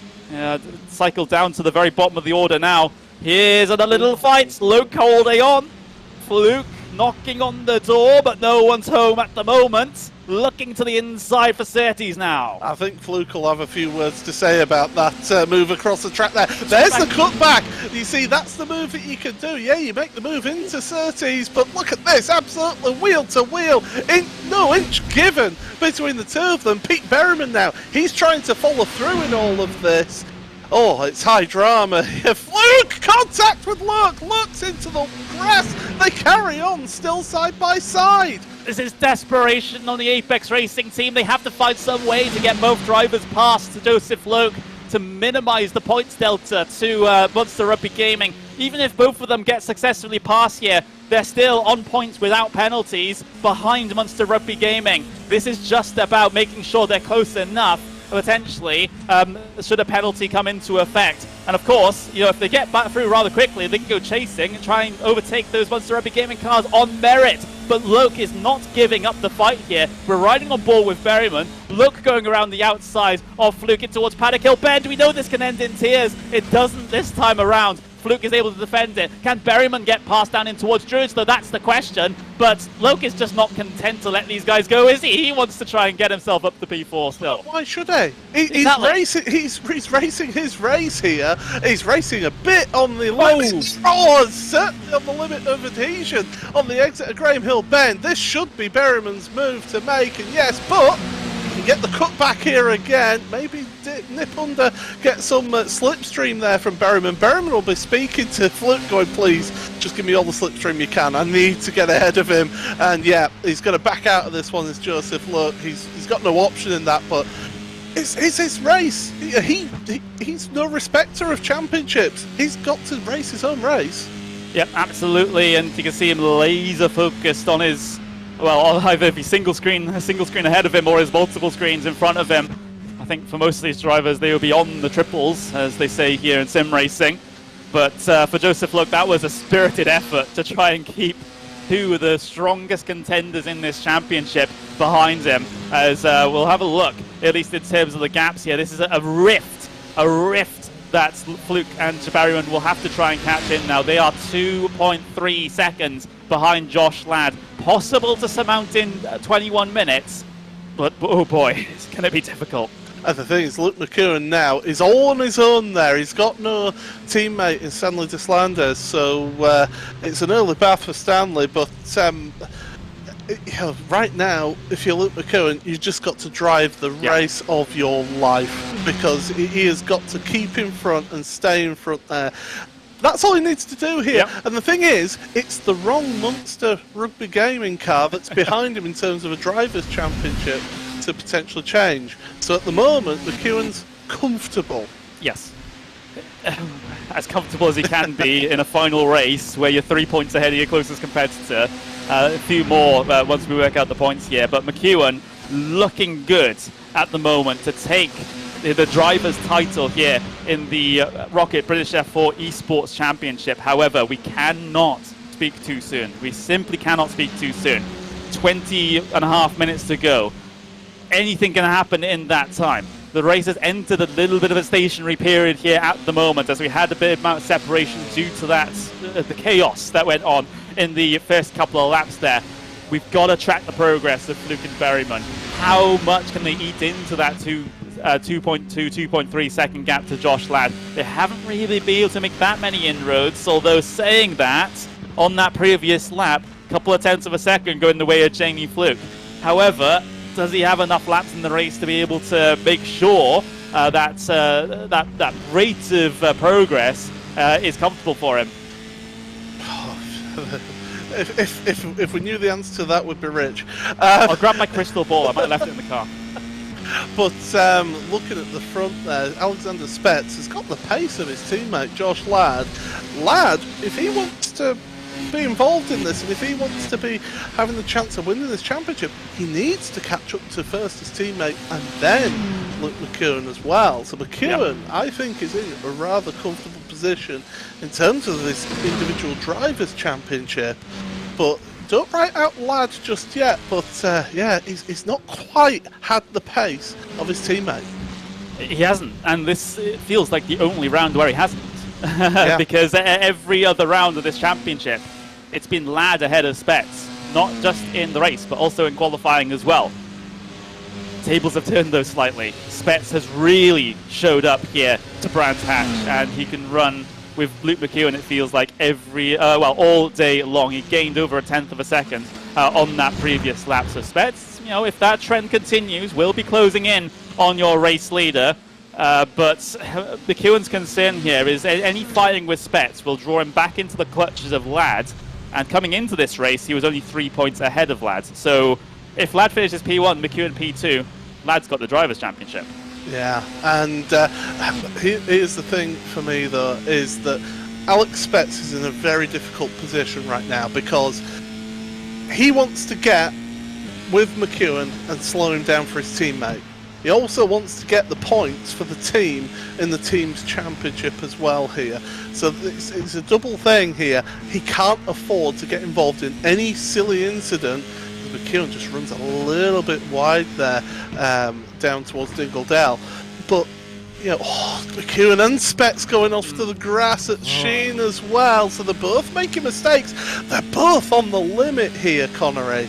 This is what we love to see, though. We'll love to see people and drivers being pushed to that limit. We've got updated points from Race Control. As things have calmed down a little, they've decided to give us a little bit of an update. As it stands, Munster Rugby Gaming lead the team's championship by 14 points over Apex Racing Team. Apex Academy third place, and I don't think that's going to change, unfortunately, with now Deslanders out of the race officially. In terms of drivers, it is confirmation. Luke McEwen leading by 13 points. And then Peter Berryman in third place, just a handful of points, 4 points behind Josh Ladd. So, again, this is not impossible for either Apex Racing Team or Peter Berryman to press on forward to their individual championships. For Munster Rugby Gaming, though, how much do you commit to this P1 here? Is 14 points to gap going to be enough to cover off any potential penalty? I think it will. I do think it will, and I think, it's no guarantee. In my opinion, it was a very, very sort of 50-50 whether it will be a penalty or not in race one. So it's no guarantee that they will get a penalty at all. I do think the Munster Rugby Gaming, they need Spets to get involved with Luke McEwen, start making some moves to slow McEwen down, to bring Ladd into that. I think that's what they need to do tactically here. If they do that, it also brings Fluke and Berryman up with the rest of them as well. So meanwhile, we've seen some tremendous racing. Let's not forget there is a motor race going on for other people as well. Yeah, we've got Sasha Fitzpatrick, P11, trying to hold off Ethan Critchley, and then we have the other prismatic driver, Bree Widener. They're down in P13 here at the moment, so not fighting for points at the moment, but we're riding on board with Critchley, who looks to be all over the back of Saoirse here, on the way across the starting grid spots, across the start line, and of course now down in towards turn number 1, Paddock Hill Bend. Critchley commits to the inside there. Is he able to get the pass done here on Fitzpatrick? Looks like he's made some good progress there into the next braking zone in Druids. Well, he's got himself cleanly ahead there. On Ethan Critchley's view, by the way, as we've still got side-by-side action behind, Paya Peeve certainly fighting it out there for 13th place, but we saw it with Ethan Critchley's shot there. Little do you know, in the background of that shot, he had his commemorative tissues on his bedside table, because when he won his first ever race in another series, he had a cold when he came on for the interview, and somebody said he should get some tissues. So his team boss went and bought him some branded tissues. Get yourself a team boss that buys you tissues. Yeah. Like, that's the ideal team situation there. So any drivers that are free agent at the moment, that's what you got to be looking for in terms of a team boss. We're running on board here with Bree Widener, who's currently in P14. They unfortunately lost that position to Peopev just a couple of moments ago. We saw it at the very, very back of the shot here. But for a team like Prismatic, you know, they came into this season kind of thinking, well, if we score points, then that's our win, right? And that might be the case for a good couple of other teams that are towards the bottom of the order. So we got Team Sports Century Sim Racing, we got Mensa Sim Racing, who unfortunately still have not scored a point in this entire season. So they are unfortunately, it looks like going to end the season on 0 points. Here's Peopev. Now fighting it out with Sesha Fitzpatrick. Sesha gonna keep it on the inside here for Graham Hill. Bang! And drops it off the corner. Oh, wow, that's unfortunate. A strange one though, but coming in at a tight angle like that, you do need to just slow it down that little bit more into the Graham Hill bend, and that's what's happened. The car's just broken away. Specs has been closing up, by the way. It's worth pointing out at the front, as that's why we cut back to this. But yeah, just that little mistake, going in a bit tighter, carrying a bit more speed, and then just the back end goes around. Well done, by the way, to Bree for they did a tremendous job there to avoid that. Good heads-up driving there from Bree, but yeah, it's not easy to avoid incidents like that. But yeah, that's just sometimes what happens in these cars. Sometimes they get loose in the middle of the corner like that, and it's a bit of a task to try and hold on to it. We saw so many other drivers have, you know, back end fishtailing out, especially through Surtees. Maybe not through Grey Hill Bend, but certainly through Surtees, where the rear is completely unstable, and it sometimes is a very big handful. We're having a look at our race leaders here at the moment. Luke McEwen versus Alex Spetz. How's this one going to turn out then? Because McEwen, part of Apex Racing Academy, sister team of Apex Racing Team. How much can he do to bring his sister team back into it? I don't think he thinks about that. He's got to think about himself now. He's got to think about himself now. His teammate is out of the race, and they can't win the team's championship here unless something spectacular happens to Munster Rugby Gaming. Right now, McEwen, if I'm there in the lead, I'm just thinking about myself and my own race. Forget about anybody else. He needs to finish ahead of Lad. He doesn't need to worry about Alex, but he ideally doesn't want Alex to go past, or else Alex will start slowing him down. Yeah, this is going to get a little complicated heading into the final 12 minutes of not only this race, but of course the entire ROKiT British F4 Esports Championship season as well. We're riding on board with Luke McEwen, current Drivers' Championship leader, current race leader as well, as you see that red and black of Alex Spetz's Monster Rugby Gaming 32 start to occupy more and more of his rear view. This is going to be a lot of pressure now that McEwen has to deal with. Certainly is, and I mean McEwen was, there's a little look, and that's part of building that pressure. Just making little moves, just getting the mirrors, getting the eye line. If you suddenly sort of jink or whatever, it can just capture the attention of that car in front, and that driver can then just get distracted just that little bit by that jink, and before you know it, you've caused them to make a mistake. But McEwen, incredibly talented. They will have practiced this during the week. They will have been running together as a team. The Apex Racing Team and Apex Racing Academy will have been working together and practicing defending and attacking. I've done it myself in the past with championships, and to help your teammates win a championship by practicing that pressure situation. So they will have gone through all of that, and right now Spetz is that little bit of a wild card. Does he make a move? Does he not? There's a little jink again, trying to get the eye line of Luke McEwen. Yeah. all the tricks in the book, right? And another little look in towards the braking zone of Druids. Spets is just throwing all of these out here for the moment. I'm having a look at the lap times. 122.605 for Luke McEwen. 122.576, at least on that last lap for Spets. But Lad is closing in. Fluke is closing in. Yeah. This is this parking the bus time here for McEwen or not? No. He's going all out. You can see it, and you can see in the behaviour of the car how he's driving that car. So you can't afford to park the car, because you then get out of your rhythm. Yeah. You then get out of that groove that you're in, and before you know it, you start making mistakes left, right, and centre. But also the counterpoint is Spets. If he does those little jinks too much, the driver in front then just ignores it, and it doesn't affect them at all. So you've got to be careful with that. You can't do it too much. But then you can catch them off guard, right? It's the boy who cried wolf.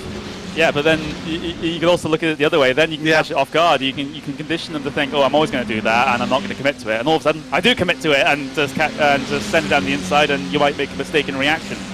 So these are all the sorts of mind games that goes on in these sorts of races, not just in sim racing, but in the real world as well. Spets taking a big wide arc, coming through Paddock Hill Bend. McEwen has to be careful not to go so wide out in towards the kitty litter out of Paddock Hill Bend, but he's fine for now in towards Druids as we ride on board with Alex Spets.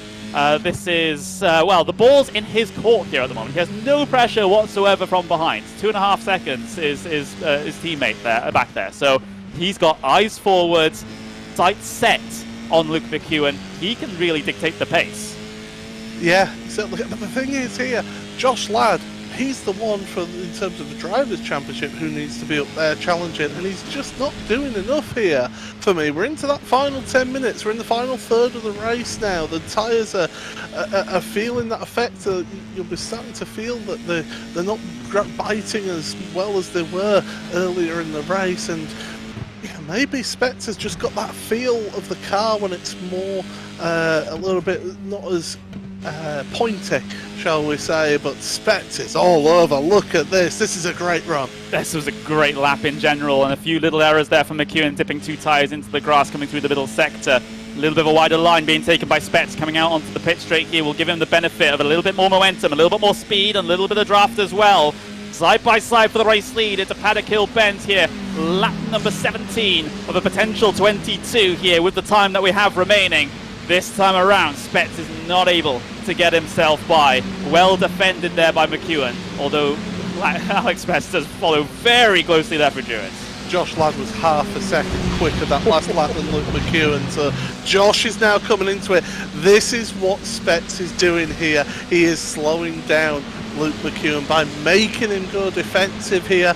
This is giving him those opportunities right now. This is where really Ladd needs to make the most of this. Yep, he really, really does. And, well, let's see what happens here in the final 7 minutes. Because Josh Ladd is closing in, especially as Bet starts to make these repeated unsuccessful attempts in getting past McEwen. That's where a whole bunch of the time is going to be lost to Josh Ladd, but that might play straight into the hands of Spets here and the Monster Rugby Gaming. We will just have to wait and see. But this has been an incredible season so far, up until this point. Let's hope we have an incredible final 6.5 minutes here, shall we, of this finale of the ROKiT British F4 Esports Championship at Brands Hatch. Spets close once again, coming out of Clark Curve. Coming across the start-finish line. Again, the option might be to the outside of Paddock Hill Bend, but no overlap this time around. McEwen has been dealing with this so well. Yeah, he's showing a real sort of mature drive as McEwen. Okay, he's had the odd little mistake here and there, but he's really putting on a strong performance at the front of the field under intense pressure. You know, this is incredible, the amount of pressure that Spets is putting McEwen under. And it's a question of now, can McEwen finish this off? 6 minutes remain in this championship, plus whatever we have once they've crossed the line. But McEwen, he's doing everything that he needs right now, and he's not, here's a key thing, he's not defending fresh air, he's not defending in the wrong places, he's doing it in the right places at the right time. Look at Josh Ladd though, he's getting towards a second behind the leader. So less than a second to second place here. Jamie Fluke also showing a good run of speed here and setting a fastest lap of the race as well, a 1:22.185, 0.4 of a second faster than what our race leading pace is here for the moment. So is this go time for Apex Racing Team in the final 5 minutes? I think it's pushing it a bit late. This is Spet's opportunity. He got a great run, great bit of draft to the outside of Paddock Bend. It's not going to happen this time, but you could see he was closing right up to the gearbox of McEwen. But Fluke now, along with Ladd, have caught to the tail of this lead pack. Hold on tight, folks. It's edge of your seat stuff. Me and Connery, we're pacing in the commentary position here. This is absolutely nerve-wracking for us. What's it like for those drivers? Yeah, absolutely. This, again, continues to get more dynamic, continues to get more complicated. Look at McEwen, well, his situation is rather simple, actually, in the grand scheme of things. His is finish ahead of Josh Ladd. But, you know, the context of this matters so much, because now Apex Racing Team are just directly behind in the form of Jamie Fluke. So now Ladd has to be concerned about Fluke. This changes the complexion of this a little bit, because we were expecting that, you know, if Spets was able to fight and get through, maybe if then Ladd was also able to fight and get through on McEwen, then Monster Rugby Gaming were able to orchestrate the swap to get Ladd ahead to make sure he was fine in terms of points. Now that's not as easy. No, it's not. And time is running out for these drivers. The time is not on their side if they want to make some moves, and make some moves is what Spets is doing once again. But it's not the right move in the right place. Jamie Fluke's looking busy though. He wants to get involved with Josh Ladd. He wants to try and get ahead of him and to really mix things up with these Monster Rugby Gaming drivers. Yeah, but he needs the help of Pierre Berryman here a little bit. Berryman still a second and a half behind to make any sort of impact in terms of team points here. But this makes it so much more closer, especially considering that Monster Rugby Gaming have a points penalty hanging over their heads from race number 1 as well. They don't know if there's going to be a penalty or how many points that penalty is. So they need to treat it like it's a massive points penalty and go for every single position possible. But will that backfire on them, considering Fluke is so close? Oh, Fluke. Look at the intensity in Fluke's eyes. He is focused. My goodness. How close can you get in a Formula 4 car? Well, I think we've just found out without making contact. Oh, my goodness. This is absolutely just millimeters. That's all that there is with these drivers. But that shows the level of precision of these drivers. These drivers are at the top of their game right now. They absolutely are. We are in a very precarious position in and amongst all 4 of these drivers, and who knows, Peter Berryman might get himself involved here at the very end of things as well, because they are all slowing each other down. There's the send from Jamie Fluke down the inside of Druids to try and challenge Josh Ladd. Ladd will have the inside for Graham Hillbend, which is where you want to be, but is there any cutback available? Is there any speed off the corner for Jamie Fluke then in towards Surtees? Ladd covers it off towards the inside there, but this is a tricky situation here. Coming off the corner now, does Fluke have the run? He has a bit of slipstream. He does have the slipstream, but he didn't have the run. He wanted to try and get cut back in a little bit earlier than what he did to try and get that run out of Surtees. It wasn't happening that time, but Fluke is showing his cards right now. He's showing his intentions, and that is to stop Josh Ladd getting that Drivers' Championship. Yeah, absolutely. There's maybe a little they could do in terms of the Teams Championship here at the moment. We'll just have to wait and see what penalties are, but we are on the penultimate lap here. We're just about to get on to our final lap of the season in the ROKiT F4 British F4 Esports Championship. Luke McEwen, Drivers' Championship leader at the moment, and well, race leader as well. But Alex Spets might have something to say with regards to that, because he wants to get himself a race win in the books as well.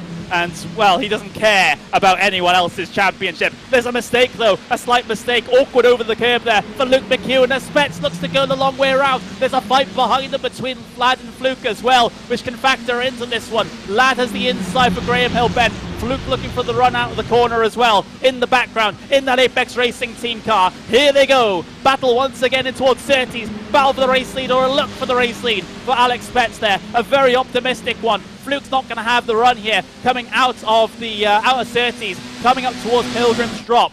15 seconds left on the clock. Confirmation that this is the final lap. Luke McEwen trying to race for a Drivers' Championship win. Monster Rugby Gaming looking for the team's championship as well. They're doing good on that department, both of them here at the moment. Time has now expired. Battle for the race lead potentially. A look for the race lead from Alex Spets as they head their way through the middle sector for the final time. On the way in towards Stirling's as well. McEwen might have one hand on the Drivers' Championship trophy here. He hasn't gotten a good run out of Clark curve whatsoever. Alex Spets looks to try and go around the outside of him. Here we go. Drag race to the line. And it's Luke McEwen for Apex Racing Academy that takes the Drivers' Championship. Monster Rugby Gaming behind might have just gotten the team's championship on lockdown as well.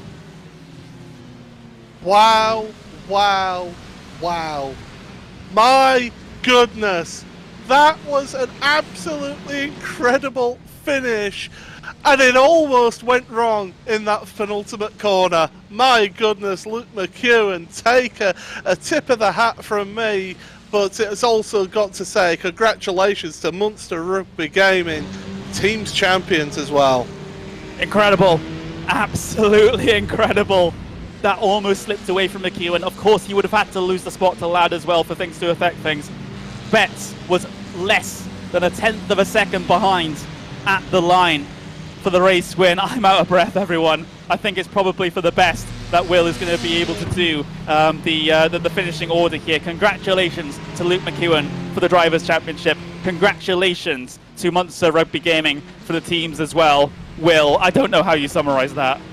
It's very hard to summarise that. That was absolutely incredible. And thank you very much again to Conor Maddock and Paul Smith for commentary all evening long. And I said it could well come down to the final corner.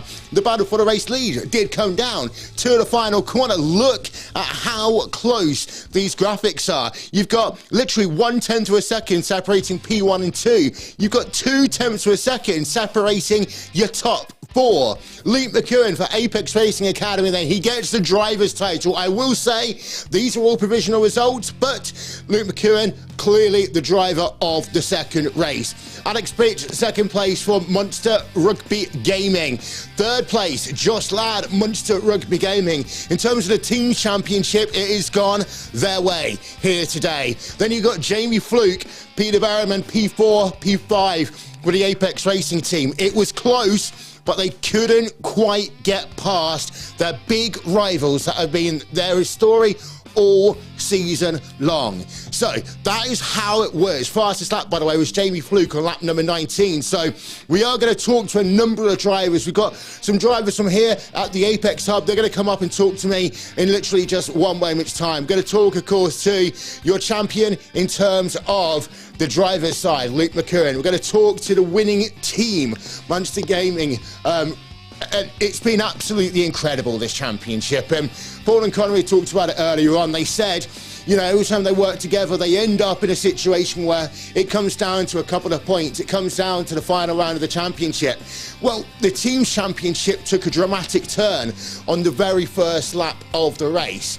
Stanley getting himself out, unfortunately, before basically he could get through the first lap. Luke McEwen at that point had to switch from team mode to driver mode. He knew basically at that point he had one championship he could win, and he went to do that. But at the same time, even though they are two separate teams, Apex Academy and Apex Racing, they still kind of were working together. Those last couple of laps, you can see Luke McEwen was trying to back up Munster Rugby Gaming into Apex to see whether or not there is a chance for them to make the pass. And, well, it almost happened. We saw the run through turn 3, turn 4. We saw Jamie Fluke trying to go round the outside. I mean, it's a very tough call to do. These Formula 4 cars, they are much smaller than what you'd have, for example, on a Formula 1 machine. The momentum can work on the outside. Just was not able to. Great offensive and great defensive driving going on across the field here.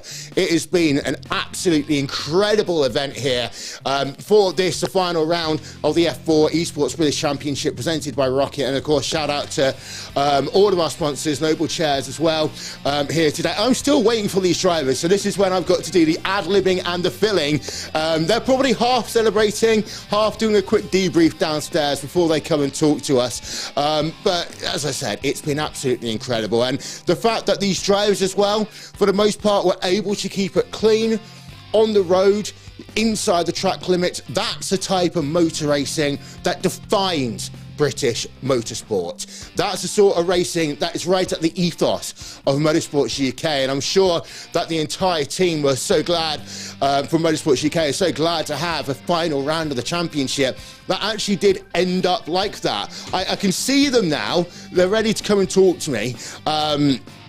I've not got that many smiles. It's a bit, I see a smile in the end. Jamie, come on up. It's been an interesting one here today. I'm going to talk to you first. It was so close in the end. It was, I mean, those last couple of laps, that is primetime television viewing. It just didn't go your way in the end. Talk me through it. Yeah, the damage was done in race 1 ultimately. It was just a full send sesh at the last there. Nothing to lose. Just give it absolutely everything. Fell that far short. Frustrating. I mean, the competition's been incredible all season, and the fact that those last couple of laps as well, it looked to be very tough racing, but it looked to be very clean racing as well. Can you take that away in terms of the fact that you have had good competition throughout the course of most of this competition? Most of it, I was going to say. Yeah, most of it hasn't been too bad. The cars lend themselves to brilliant racing, a lot of side-by-side action, and that's what everyone wants to see. I think the series has been a success, in that regard. Sorry, I'm a bit amped up after that. I was pretty excited at the end. But yeah, mostly good. You got Luke getting the individual championship. That's something, of course, for Apex. And 2022, it's just been a great year for you. I mean, I've commentated on you since pretty much I started this gig, over 10 years ago now. And there's some years when you guys are right up there, and I think 2022 has been one of those years you've been competing, not just in this championship, across esports. I mean, not the best way to head into the holiday season, but you still got to be overall proud of your accomplishments as a team. Yeah, as a team, it's been phenomenal. Moving here has been a massive step up for all of us this year, and it's, I think, pushed the team onto the next level. So we're going 2023. Should be a very exciting one. Thank you very much. I'm going to have to kick you off the stage, bring someone else for me to talk to. I'll get Paul and Connery back in just a moment's time, and you can understand in some regards as to why Jamie was so amped up there, because the action was that close, and then we're trying to get them, that whole media idea of shoving a microphone down their throats literally as soon as they get out of the cockpit, so to say. These guys, don't forget, they do pretty much running in cockpits. It's not your standard PC and a wheel that you bolt onto a table anymore. It is fully racing cockpits. Going to get more drivers up to talk to us. Come on, it's not been the hardest of days, it's not been the easiest of days, it's been a day. For sure.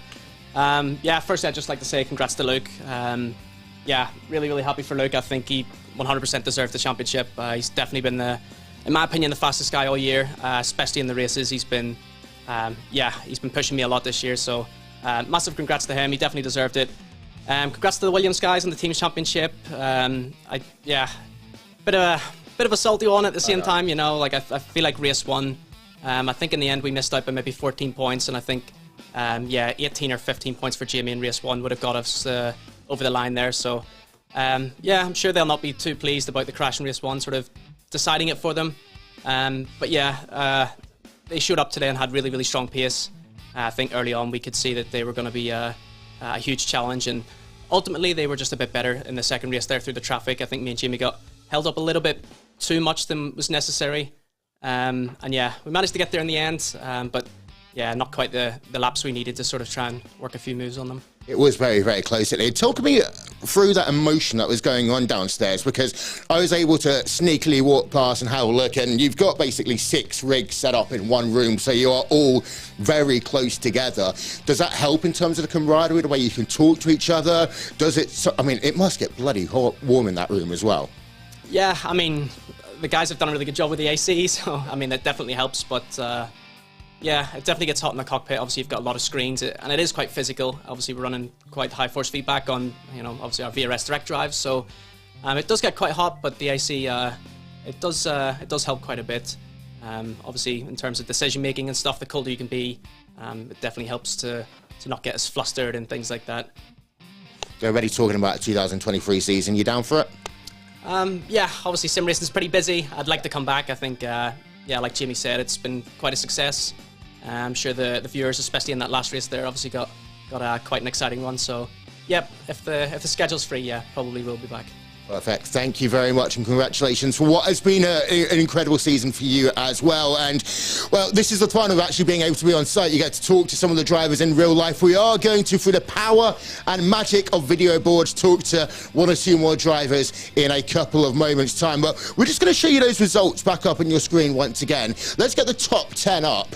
And I'm going to bring Matthew and Paul, using the middle names now I am. Going to bring Paul and Connery back into the conversation here as we just get ourselves reassembled on stage. And the interesting thing to note is that some of it started very, very quickly, Paul. It all then came down to the last couple of laps, and from there, pretty much anything could have happened in those last couple of laps. But despite the hard racing for pretty much the entire race, in fact the entire event here today, the racing's been very tight, the racing's been very tough, but the racing has been, for the large part, really clean. Yeah, for the large part, I think is, yeah, I don't know if Jamie quite agrees with that himself, with what happened in race 1, but yeah, definitely, overall it was really, really good, exciting, close racing. I mean, I said it in commentary, how close can you get to a Formula 4 car without making contact? Well, we saw it in that race. It was sensational way to finish the season. Well, we are going to have the opportunity to talk to our drivers champion, who, of course, comes away with money and prizes from that as well. And, well, it's been another incredible, the last time us 3 were actually together, it was in May in Milton Keynes. And who walked away with all the prizes that day? Oh, Luke McCurran. And he's done it again. So we must be a lucky charm for them. Potentially. Potentially, yeah, you never know. They might invite us back if... So if it's the 3 of us working on a show, Luke McCurran wins. Pretty much. Okay. Yeah, in terms of the Drivers' Championship, at least anyway. Go on, Connery. Let's have a chat with Luke, shall we? Luke, it's a pleasure to speak to you again, especially after us meeting in person a couple of months ago. Drivers' Championship winner for the ROKiT British F4 Esports Championship. How does that title feel? So obviously we knew that the team's championship in terms of prizes and everything is more important, but personally the Drivers' Championship is still something to be proud of, and yeah, I'm really happy. It's been really close all season with Josh and then Pete coming into it at the end. Yeah, I'm really happy to take it away. Yeah. Just take me through those final laps of the race, knowing that even if you lost 1, maybe 2 positions, your championship will be in tatters, and Lad would have potentially have come through and taken it. How do you navigate that situation? Because it's the last couple of laps of an entire season, and you're racing like a championship depends on it, because it did. Yeah, it was really tense. My heart was going with Alex behind. I just defending, being like over careful, because I don't want to leave a door open for Alex to go through, and then once he goes through, maybe a train of cars will go through. So just making sure that didn't happen, and yeah, it worked out in the end. Of course, as a result of the incident between Bradbury and Deslanders, that meant that for your team, Apex Racing Academy, it meant the team's championship wasn't possible. Have you been able to speak to Stanley after the race here to try and gain his thoughts? What's kind of the mood right now? I haven't talked to him much. I don't know. I think he had to go, but at that point, apparently we were leading the team championship as well. Like a 1-2 would have done it for us. So it's really frustrating for us. But yeah, once I knew that had happened, I had to focus on the drivers and trying to help out Jamie and Pete as much as possible if I can. So yeah. So are you going to do anything in particular to try to celebrate at least a drivers' championship? I don't know. Probably just take a bit of time off, to be honest. Time off, order a pizza. Yeah, exactly. that might be the situation there. Yeah, definitely.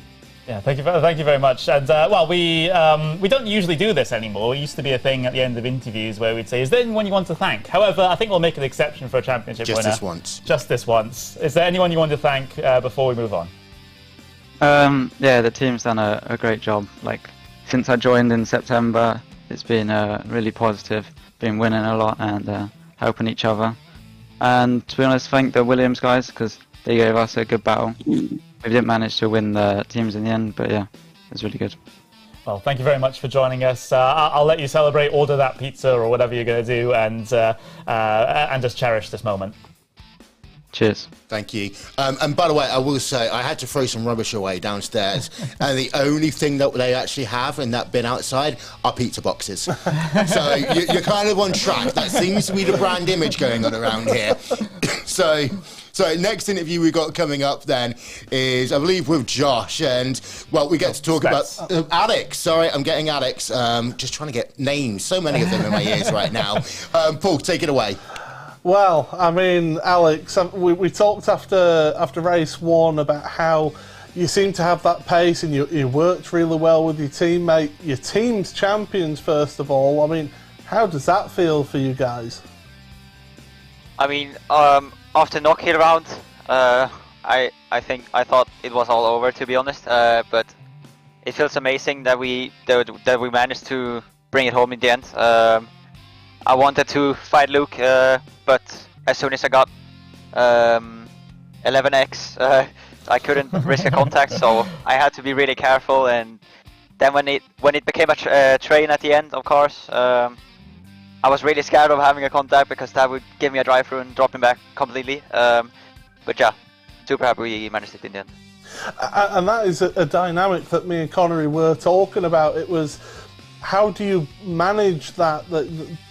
Yes, you want to get a race win there in the end and to try and get yourself a good result for yourself and hopefully help your teammate and Josh Ladd, but also how do you balance that against winning the championship? Because that last 2 corners of the championship season was, for us, it was absolutely sensational. For you, obviously not so much.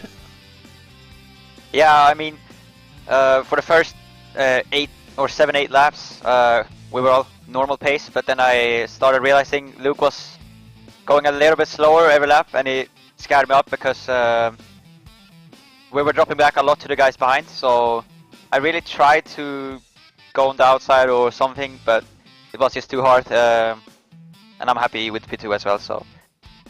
Now, of course, we know that you're part of the Williams Esports crew, but you've been representing Munster Rugby Gaming. I mean, how has that partnership worked out for you guys here this season? They must be, I'm sure they'll be delighted to have a team's championship in the bank. Yeah, I mean, it's a great result and an achievement. I'm super happy we got chosen to do the series.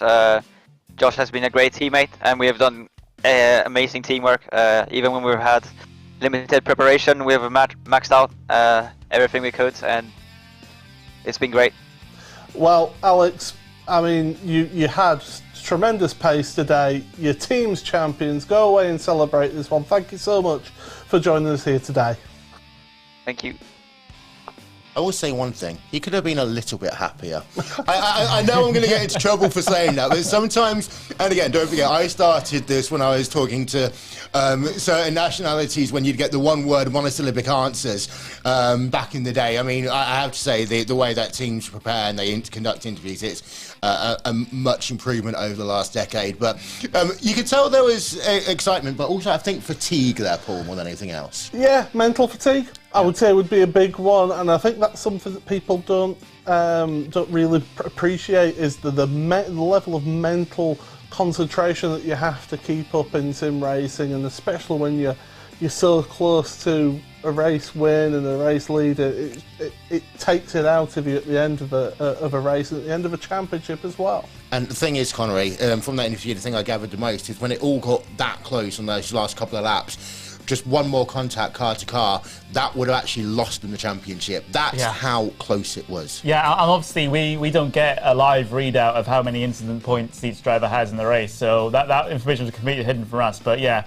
that would have been dramatic. We saw in the last lap or the last 2 laps a car peel off onto the pit lane, and all of a sudden Monster Rugby Gaming's lost the championship. Yeah. That would have been peak drama. But we've already had a lot of drama in the race. I think if we had a bit more, it would overload us. I think you would have shaken the foundations of this building down. Let's just say I'm glad that headphones have locking connectors on them, because I accidentally wrapped one around my knee and I sort of crouched down and I pulled it and I almost pulled my headset off. Yeah. So yeah. Good. God bless XLR. Right, let's have a chat then. Josh Ladd. Josh, I'm hoping you can hear me. It's been an incredible season for you, incredible season for the team. You come home with the team championship, the $2.5 grand that comes with that, and of course, the 2 days fully spent in Pure Simulator. You've got to be pretty happy with that. Yeah, it's great. It's really, really amazing. It's been a pretty tough championship. We had some low rounds, like where we've been a bit off pace, like Snetterton, but we prepared massively for this race, and to see it pay off with 2 great results was amazing. And yeah, Alex has been a great teammate. We communicated perfectly, especially in that last race where it was going to get a bit stressful at the end. But yeah, we did great. Really happy with it. We were just talking about how one more incident, set of incident points for Alex would have meant a, drive through pit road, you losing the championship. How close were you to the incident limit, and how mindful were you of the Apex drivers behind you and needing to keep that action fierce, competitive, but clean? I think I have 5 until Jamie caught me. He gave me I don't know if he gave me, but we got a 4x together. So I had 9, but that still gave me a buffer to get another 4x, so it was okay. But yeah, my main focus was to keep the Apex guys behind me to protect Alex with his instance. Because I could have dropped behind him and I think we could have still won the championship, but with Alex's incidents it would have been pretty tough having 3 Apex cars around him. And yeah, we saw how the incidents can really change it with Ted in the first race of the championship. Last lap having a penalty from the lead, so what goes around could have come around. And thinking about the way that you, of course, full time in terms of Williams, but in terms of Manchester Rugby Gaming and how you've been able to rep them over the course of this season. How has it been working in, different coloured liveries? I'm not used to in a car that's got red and pink and that style of stuff on it. Yeah, it's great to represent a brand like Munster. The paint looks pretty cool, so that's just a bonus, I guess. Well, thank you so much for talking to us here this evening. Thank you very much again for all your work and your competition throughout the championship. Absolutely great to talk to you. And having a look at the clock and all the buzzing that I've got going on from multiple devices right now, I think it's that time of the night where I'm going to have to ask you just for some final thoughts. And I'll start with you for this one, Connery. Well, it's in some ways difficult to sum up the season because we had so much drama, we had so much action throughout. I said during that final race there, this is one of the best championships I've ever had the pleasure of commentating on, and that is true. And over the years I've been able to do a lot.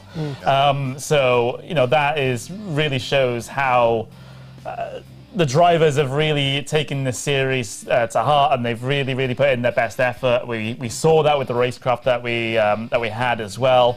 Thank you to all of our sponsors. We've got Noble Chairs, got to get one last plug in for them. We've also got other sponsors, title sponsor ROKiT, you got Simucube, you got VRRC, Base Performance Simulators, WSR as well. See, I'm reading your script, basically. You are reading my script. But yeah, in terms of an overall thoughts on the season, all I can say is I can't wait for season 2.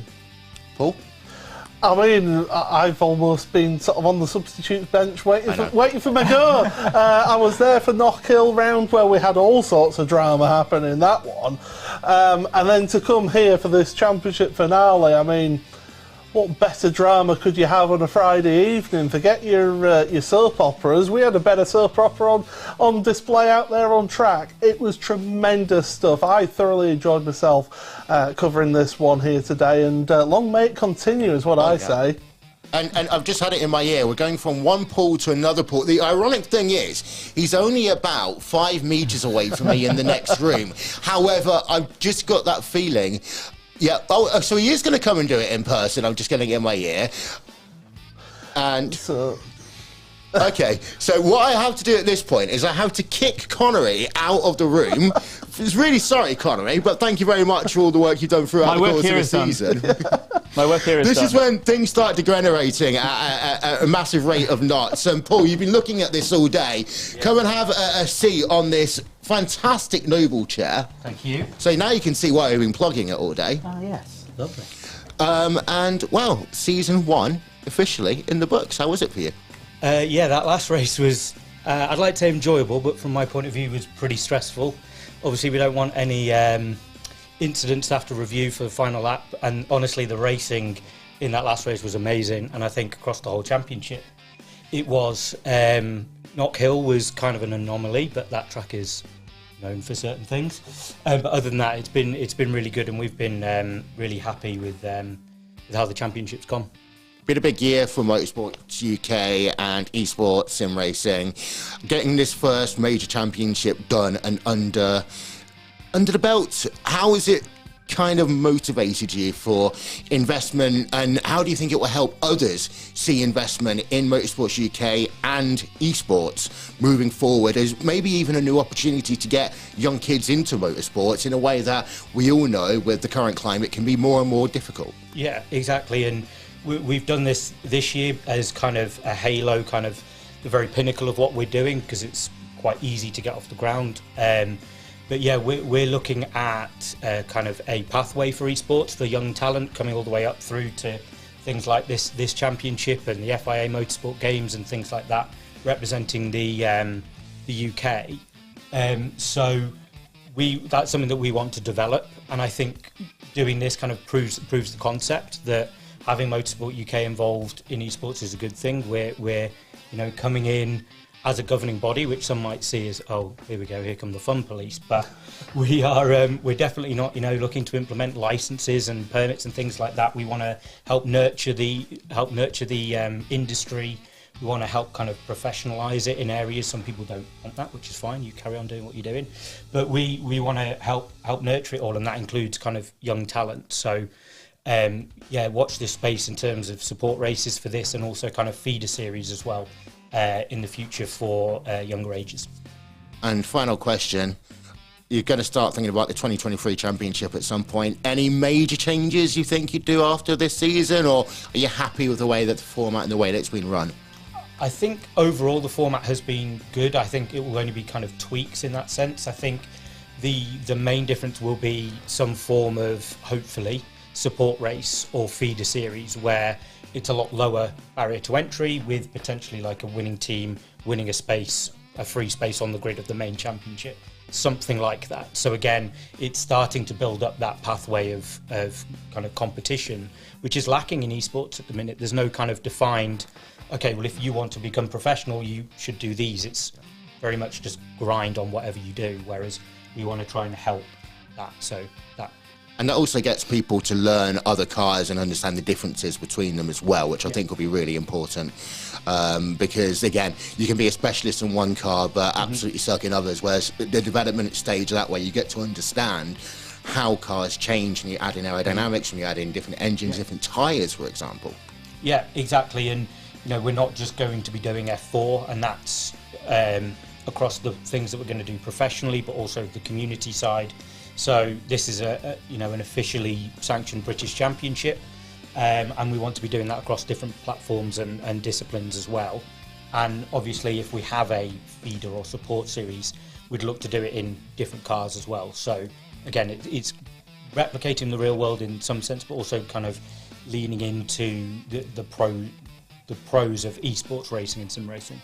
Well, thank you very much, Paul. Thank you for doing the entire championship as well. Thank you for Motorsport UK and their investment in this. I mean, it's great to have more and more bodies involved in esports in terms of different championships. It's been great to see the change over the last, 4 or 5 years and how it's developed and how you're getting more and more people, more and more organisations involved. So thank you to Motorsports UK for organising this championship. Also, a massive shout out to our title sponsor, ROKiT, to Simucube, for base performance simulators, VRRC, World Sim Racing, and of course, good old Noble Chairs. You've got until 9 AM UTC on Monday the 5th of December to go look at the link in the description.